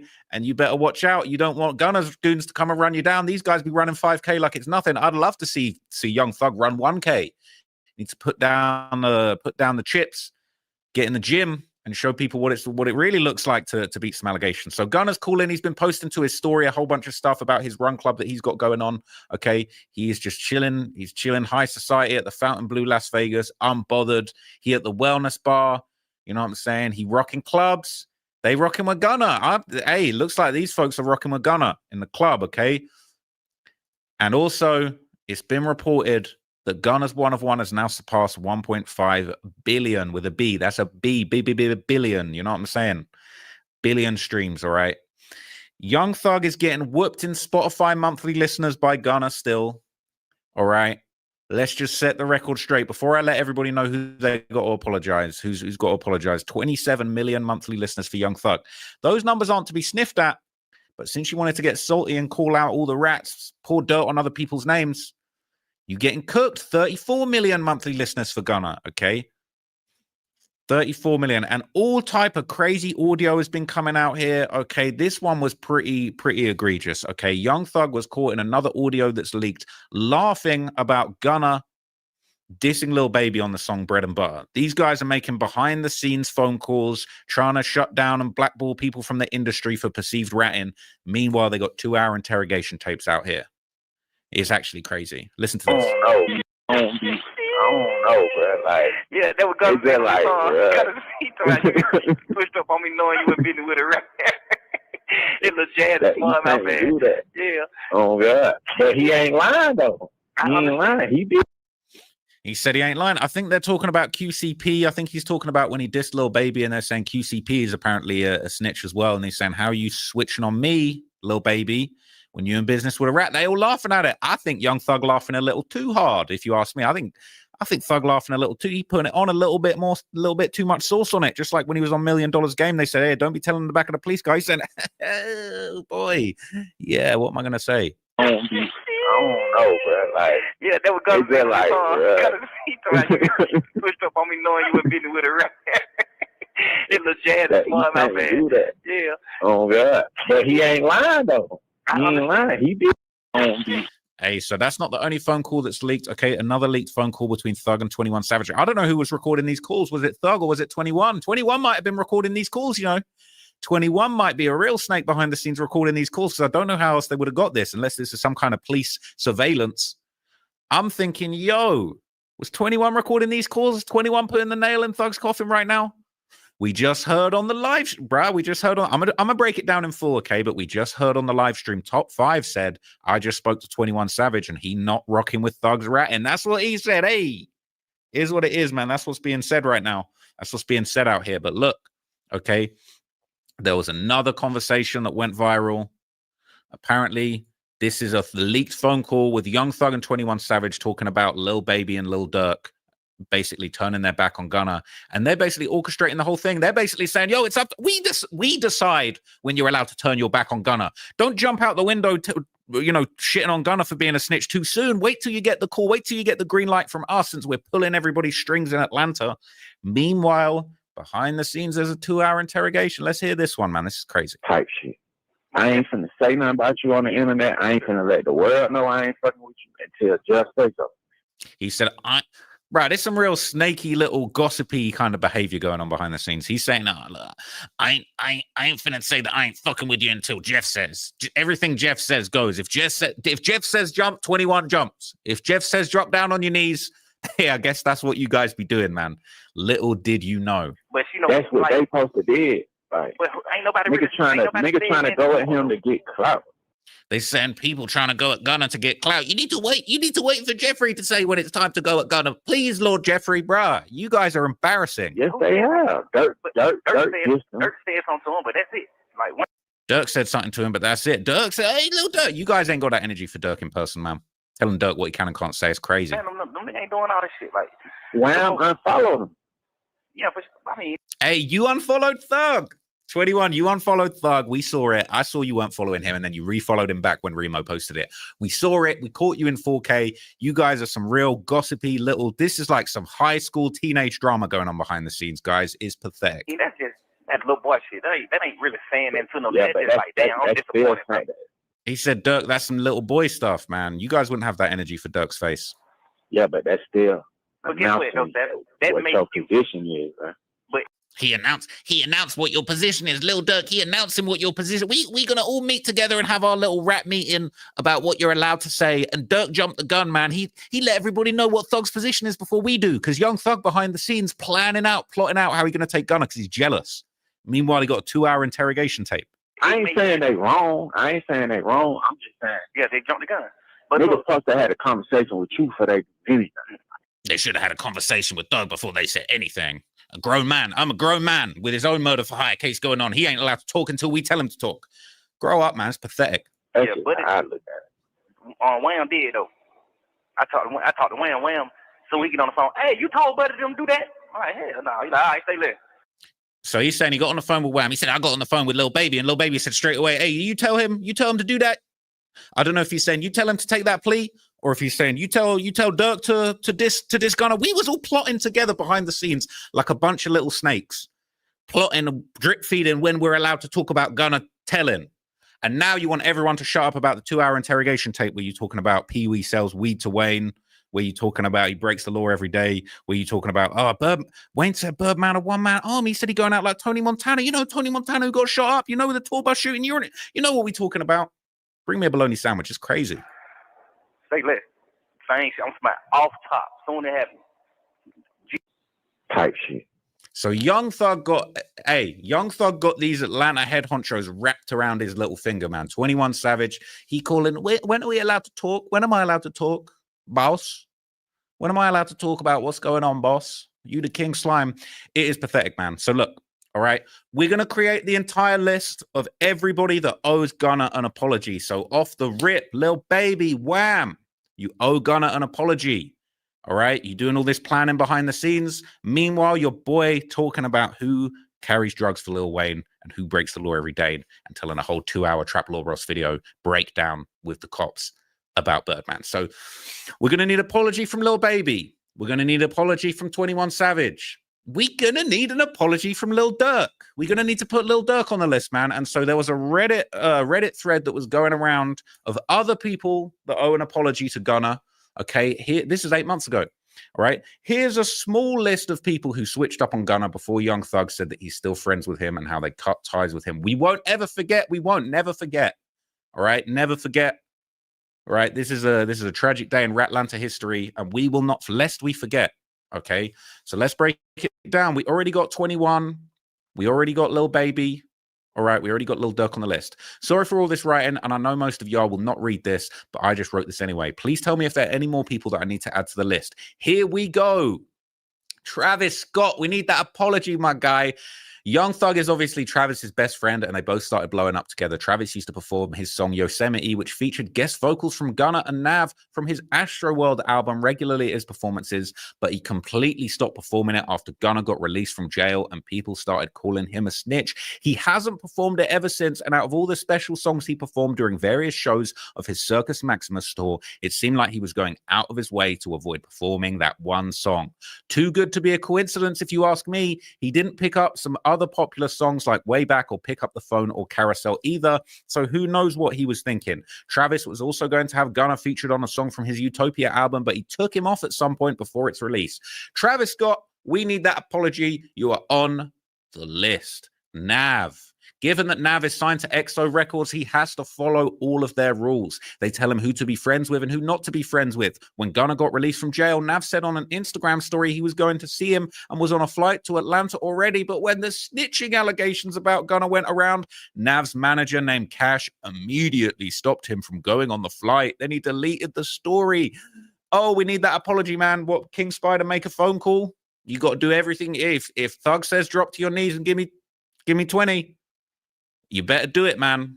We're going to need that apology. Nav never mentioned Gunna again after that and hasn't collaborated with him since. Given that Gunna has appeared on all 4 of Nav's studio albums and one of his mixtapes, it seems very weird to me that he wasn't teased as a featured artist in Nav's trailer video for his On My Way to Rexdale album, while Young Thug was. They haven't unfollowed each other on Instagram yet, so one can only hope they may still be cool behind the scenes. Either way, I think it's safe to say that duo is over with. Keep that same energy, man. Don't come looking for a Gunna feature now. Keep rocking with them Thug features. The price of the Young Thug feature just went down, man. Future. He arguably dissed Gunna on his song called Type Stuff with Metro Boomin, Travis, and Playboi Carti earlier this year when he was referring to rats in the chorus. His song called Told My from his mixtape called Mixtape Pluto was originally supposed to feature Gunna, but Future removed him. The mixtape also doesn't have any featured artists. We don't know whether he was removed due to Future not liking him or just going with the no features idea. Future also removed Travis from the song South of France, but later released the version with Travis's verse as a remix. So look, we're going to put you on the list twice. Lil Baby. Yes, Baby is the most annoying and obvious example of this. While performing his single with Gunna called Drip Too Hard, Baby yelled that he doesn't like rats right before Gunna's verse was about to start and the song got cut off. Keep that same energy for all of them Thug features, my guy. Whatever Wham says goes, man. Wham's spine broken in a million pieces now, man. He better get to trying to scam Platboy Max before his whole story falls apart. He does not perform any of his other collaborations with Gunna either. In a recent interview, Baby also said he could not see himself getting back in the studio with Gunna again, and there's no relationship with him. Keep that same energy for Thug. Young Thug's own father said that Gunna did nothing to ruin the YSL Records RICO case and that Baby needs to mind his own business. But Baby's music career has also been declining over the years. We all know that it's because he needed Gunna to help him write his raps. Oh, you're on the list twice. And just while we're there for the record, people, Gunna pushing 34 million monthly listeners on Spotify. Lil Baby only pushing 30, man. Lil Baby got the ups on. Hey, Lil Baby, Gunna got the ups on you right now, man. You know what I'm saying? You picked the wrong side, man. You picked the wrong side. We're going to need to hear that same energy, all that hypocritical talk from you, man. Once again, we're going to put him on the list twice too. Lil Durk. Like Baby, Durk is one of the most obvious examples of this. He called Gunna a rat in his interview with DJ Academics in the summer last year and also dissed him in snippets of unreleased songs. Free Durk, though, but we're going to need to keep that same energy. We're going to need a Brick Baby. Next time you call, I'm going to need Durk on the line. I'm going to need Durk's opinion on this one, bro. Stop with the picking and choosing. I thought you hated rats. Anyone that talked to the police and cooperated, you hate them because of what happened to your father. So we're going to need that same energy, man. Metro Boomin, known as the guy who throws arguably the most subtle disses, Metro also seems to have switched up on Gunna now too. After Gunna got out of jail, Metro started defending him like Nav did for a few weeks, but then randomly stopped and started liking posts about people hating rats on social media. Metro never worked with Gunna following his release from jail and probably won't ever again. Apology now.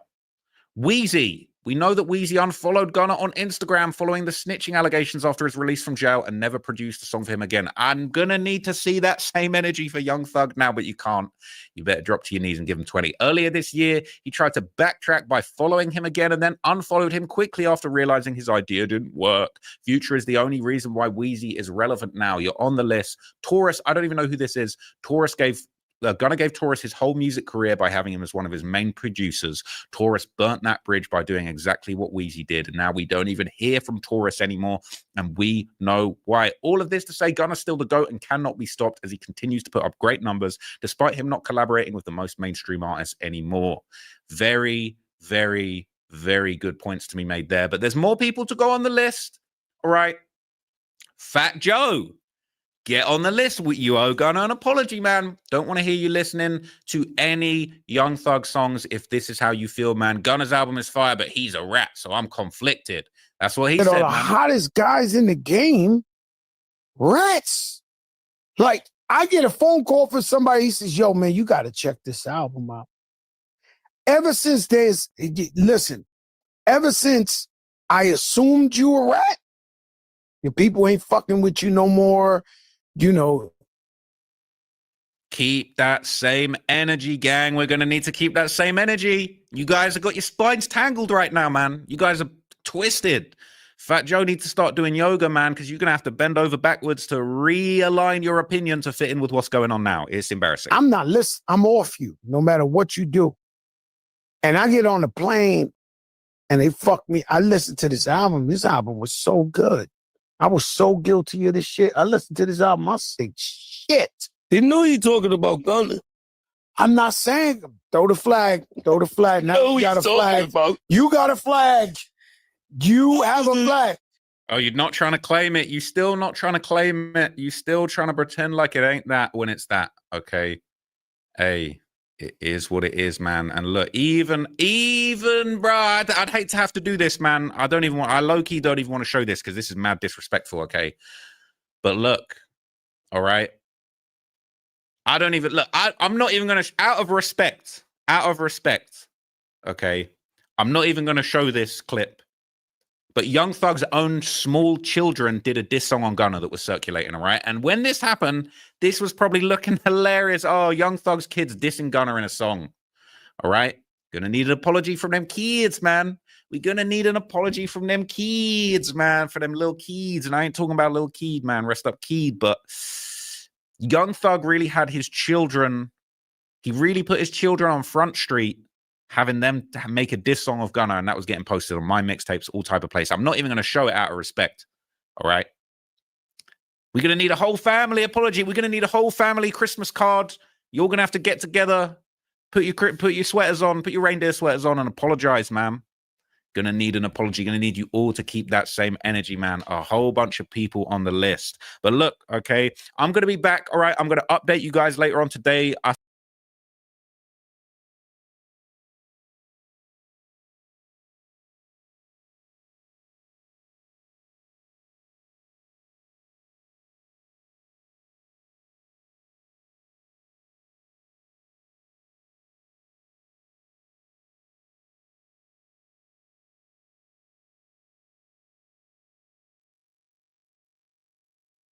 What's pop, y'all? I don't know how to prove it, but Young Thug for sure has been putting on a voodoo curse with his silence the past 36 or so hours. Because over the weekend, a slew of new calls have come out exposing Thug, so much so that he hasn't tweeted a single word. He was tweeting up a storm earlier when the interrogation footage came out, but once the calls started leaking, he just sit down and shut up, and he must have gone in his closet and sacrificed whatever chickens that Azalea Banks had been sacrificing for a decade prior. He must have got the game from her, because we know Young Thug, he ain't got nothing. It's so funny hearing calls with Young Thug saying, on God, I swear to God, like, that's meaningless. Dude don't even believe in something. If he's swearing to something that he don't believe in, what does that tell you? It tells you that he's lying. But YSL Woody, he was one of the guys really putting in work for YSL, catching bodies, doing all that. And one of the first people to really just sit on that stand, tell in the interrogation room. He was telling nonstop. And he got famous off of it. People actually liked the guy's personality. Well, this was the clip before what almost took his life last night. So I'm going to play you guys the clip first when he's talking about Young Thug while he's on stream. Information is the key. Information is the key. And when you in these streets, everybody playing for keeps. Everybody playing for keeps. Why you think when it was time for the jury to reach a verdict, it was only Yak Gotti and Shannon sitting in the courtroom? because Thug tapped out. All Thug had to do is just be patient. But you get out of jail, talk about you felt like you were never in jail. Yet got in Shannon, you have reached a verdict of not guilty. Oh, them niggas reached a verdict of not guilty. How stupid is he looking? How stupid? But then he come out with his first interview. He got a mask over his face, y'all. He can't look at himself. He can't look at himself. His conscience eating him up. He trying to pay all this money to keep this stuff out the blogs, keep paying the media. This is what the control they have. This the control they have. Calling people, bro, don't unfollow me, bro. No, I mean, not right now, bro. I understand you don't mess with me, bro, but just do it in a professional way, bro. Like, come on, bro. Yeah. What happened to you, my brother, right or wrong? What happened to the world blow? What happened to we gonna ride to the end? What happened to the end? Everybody always tell me, you my brother, I'm with you right or wrong.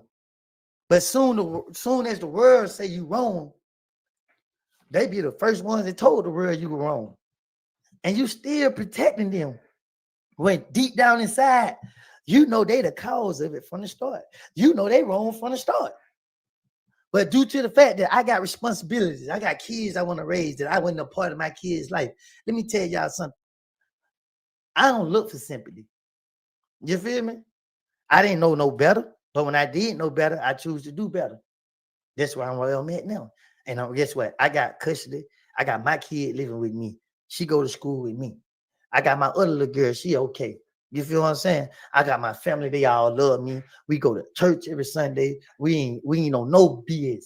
We ain't on none. The kids see me in the community and other places. So here you can hear YSL Woody. And let's keep it a buck. YSL Woody was putting in more work than Young Thug. If we're talking about actions, like he was out there firing at people, catching bodies. The dude was a top rank demon out there in these Atlanta streets. And you can see the transition that he's made ever since he told. Even when he told, he didn't come back on no 6ix9ine energy where he was like, yeah, I ratted and what but he also didn't come back on some like trying to be a gangsta energy. You can actually tell that this guy changed. He started to do these interviews. He started to hop on more content. He's doing 20v1s. He's showing a lighthearted side of him when this guy was a cold-blooded, stone cold killer before this. And he's talking about positive stuff, talking about what he's doing for the community, talking about going to church every week. He seems to have gotten in better shape, similar to Gunna. Now, Gunna's in great shape, but Young Thug, he just let himself get fat in jail and then came out, it's still fat, damn near a year later. So this guy is an example of somebody who has reformed himself. What has Young Thug done since he came out? Hated,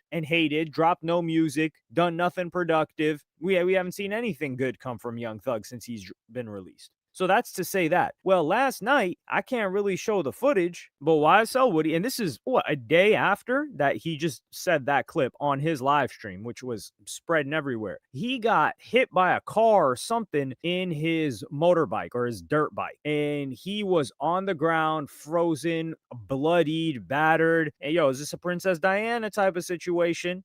Was Young Thug sending them hitters out to make sure they knocked him off of that? I don't think so. That's really too difficult, especially considering the worst of what YSL Woody did was towards the end of last year while the trial was still going on. If something was going to happen, you would assume it happened there. But what do these internet guys say? There's no expiration date on Get Back. That's possible. But you can also see like this looks like a dangerous area to be riding around a dirt bike because on the ground, you can see all these skid marks from people like spinning their cars. They do this in LA a lot. But yeah, they're spinning their cars around. People, I don't even know. It's not drifting because is that when you're doing it on a track? I am not a car guy. Nobody, I don't need no car nerds telling me like, nah, this is what it is. Don't expect me to know that. I'm letting you know that right now. So don't come correcting somebody. Well, actually inform me. I would appreciate that. But you see skid marks all on the ground with them spinning around. So it was maybe one of those meets where people are doing that. And then he just ended up getting hit by it. We've seen people get hit by it, like standing on two legs. But somebody that's on a dirt bike, why are you even on a dirt bike on something like this? Was he trying to do a stunt? I don't know. But he was bloodied. He was on the ground and he had to be rushed to the hospital. And And once he got to the hospital, he made a statement. You could see him in the neck brace. We're going to have to black him out and black out the whole clip and just give you guys the audio. But you can listen to what he said. So here, and this was Peter Street, Atlanta, where he got knocked off the motorcycle or, fell off. God gonna protect those that do the work of the Lord. No matter what goes on, pray, ask for forgiveness. God will come through and protect you at all costs, even in the time of pain. So you can hear here, this guy is just talking about positivity. You know, he's saying like, yo, thank God, this and that. But I'm going to keep it real, man. This guy really needs to ease up. Like, yo, you cannot be riding. I've never met a single person that has actively ridden bikes for years and never fell or got into an accident. And that's a dangerous thing, man. Just a car accident. You know how many people die from that per year? And they're in a vehicle. Now, motorcycles, dirt bikes are something else, because dirt bikes, they are like amplifying the risk. Now, I do think motorcycles are one of the coolest things. I'll be watching those videos where those guys are ripping like 120 or maybe even higher, and they're listening to Careless. There was a time when, I think it was maybe earlier this year or last year, where they would just have Careless Whisper on while zooming through the streets. And I love to watch that. I love to experience it vicariously through them. I'm not hopping on that damn thing. But I respect motorcycle riders that are doing all that. But like Woody said, this guy's got kids. He's got a daughter that he's got custody of. He's trying to be positive. And that doesn't mean you can't have your fun. But dog, this is no joke. And my thoughts are that Young Thug put some voodoo on this guy. He's like, yo, this guy's coming out, speaking out, because he also spoke out on an instance with a what do you call it? A thing. So I'm gonna send you guys that clip right. I'm gonna play you guys that clip right now. It's a little bit of a longer clip, so I held off until the end because it had to do with Pee Wee Roscoe as well, and he who may have an affinity for those who like to transition. Why? Because I wasn't there to be able to say what happened. That's the truth. So how am I snitching if I'm not there to say I saw this person with my own eyes do this to this person? No, I'm in a situation where I'm trying to get myself out that other people put me in. You know what I mean? Simple as that. If I ain't did that to nobody and I'm being accused of a crime, why are you putting my name in a song talking about if somebody do something to you, what I'm gonna do to them? Why is you putting that song out there if I'm being investigated for a crime I got nothing to do with, and the police is thinking that I'm the #1 suspect? I'm tired of defending myself against this person, this person, this person. Everybody get it. So this is the God-honest truth. I let it be known then, I let it be known now. I never did no harm to that man. I would never harm him. I had next level respect for him. Rich Homie Quan is a different story. The prosecutors took all this stuff and put it together and tried to make it out what it be. They was wrong. I told them to their face they was wrong. It's not what it is. Rich Homie Quan's situation is a different situation from this situation. I don't know what really took place with what caused it, a lot of stuff to get the way that it got, because at the end of the day, I don't got knowledge that y'all may think I got. I'm telling you what I know. I didn't do nothing.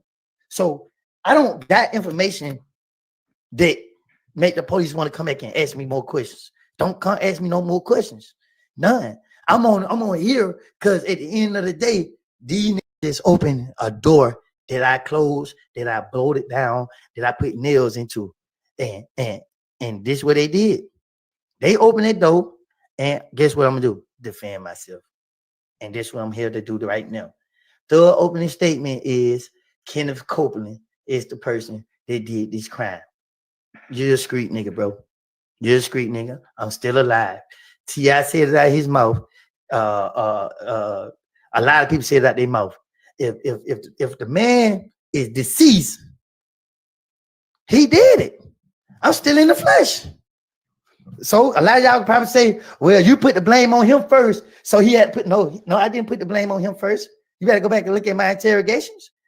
You better look at my interrogation. I didn't know what was going on. All I know was I didn't do it. And the police thinking don't do it. I'm trying to get the police off of me. So at the end of the day, we sitting in the car, me, Thug, Roscoe, and the driver. Thug got somewhere to go. And you know, Thug Thug ain't had to do nothing for me. That's what I'm thinking. I'm like, shoot, he can have anybody to kick it with. He don't got, you feel me? He kick it with me. So I got his back. As we sitting in the car chilling, this Mercedes Benz pull up. When the Mercedes Benz pull up, this tall thing get out the car. Let me be more detailed about it. This tall thing get out the car. And when the tall thing get out the car, he grab a bag out the back seat. So when the tall thing grabbing the bag out the back seat, Thug go to like, Woody. You know what I mean? I'm in my phone. I look at what's up, but I'm looking around trying to see what's going on. Like, you feel what I'm saying? You hit me too many times, so I'm thinking that I'm slipping. Anyway, he grabbed Roscoe like this. Hey, Roscoe. You know what I mean? Ooh. Roscoe like, yeah, she got a check. You know what I mean? But I'm telling you, the thing loaded. You know what I mean? I know her personally. You hear me? Ooh. So Roscoe, and Roscoe talking like this. If you know Roscoe, you know he trying to, you know what I mean? Hey, you know what I mean? I'm telling you, son. I'm telling you, thing loaded. Thing got a big check, real check. You know what I mean? I'm telling you, I already had it, son. I can put you on. So when he say I can put you on, see, I'm trying to be careful how I talk. You feel what I'm saying? But when he trying to say I can put you on, that's when Thug busts out laughing. But I'm looking like, it's like I don't know what's going on. I'm lost. The Thug tapping me, and then the thing that I'm looking at look like a woman. I'm not gonna lie. I look like, you feel me? It was just tall. You feel me? Like, but we in a car. The thing was outside in another car. So we looking, but Thug already knew. I don't know how he knew, but when he said that, he put Roscoe on blast. I ain't saying it like Thug was on there. I'm just saying like when Roscoe said I can put you on, Thug like, nigga, what? Nigga? Thug, that way he bust out laughing like that's a whole man. You got me. And when Thug said it, I'm like, I ain't never heard this type of stuff a day in my life. Let me tell y'all something. I didn't never hang outside my neighborhood. I hung in my neighborhood all the time. When I went outside my neighborhood, that was to steal and go right back to my neighborhood. So when I heard this, I'm like, Roscoe said, Mo got a check, so I'm saying, you know what I mean? Had a hole down there when I had, you know what I mean? I was like,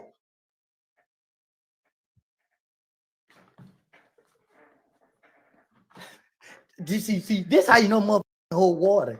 First thing came to my mind was grab my phone, call my buddy, let him know. Yeah. Say what y'all want to say about me. It is what it is. I don't care. You feel what I'm saying? I'm a different person. I'm trying to be a better person. I'm trying to move forward in my life. I turned down opportunities to speak on all this stuff. They came out. They don't open these doors. And now I'm just putting it all on the table right now. You feel what I'm saying? So I called my buddy, be like, hey, man, Roscoe did booty with a man, bro. And then he confessed to it. He said I ate own mouth and he ate a booger. See, one thing about me, I'm real detailed. Cause I was like, I said, bro, he ate the booger and everything out of his mouth. Bro. I mean, I didn't know, bro. But they said, but I ain't surprised. I was like, you ain't surprised? I ain't never heard nobody come out their mouth and say they committed such act. I ain't never heard it. I ain't know how to take it. So I'm sitting in the back seat. I'm looking dumbfounded. I'm like, so I'm looking at Thug finding it so funny. He's just rolling. He laughing at Roscoe so hard. Oh my God. So I'm sitting here like, but I ain't paying Thug no attention other than he laughing. But I'm sitting here looking at Roscoe like, bro, you just made it out your mouth that you knew there was a man before you laid down with him. And you so much confidence that I said, oh, he probably still digging that back in. You feel me? So people saying that, oh, why you just not saying something? Oh, no. Any person that was locked up with me, they'll tell you I don't told them this story. Any person that I'd have had this conversation with can tell you, Woody told me this 2015, 2014, 2016, 2017, 2018. Oh, I don't told this to the world that I've been exposed to. Now y'all just getting exposed to me. Y'all not hearing it. Yeah. I mean, I'm telling you, the thing loaded. They ain't got a real check. Now you gonna lie to my. So watching that clip, hey, maybe Pee Wee Roscoe was one that was trying to get back, because Pee Wee Roscoe, I don't think he was really tripping off YSL Woody until this type of situation. And then he's like, yo, this guy's got me and he's trying to embarrass me like this. I would not be surprised if somebody got told on and for a crime and wasn't upset enough to do something to the person, but they got told on in a way that compromises their manhood, that's alleging that they might be up to activity that Atlanta is known for, and they react like this. But hey, we're gonna see how this develops. But let me know what y'all think in the comments. Cool, baby. Follow me.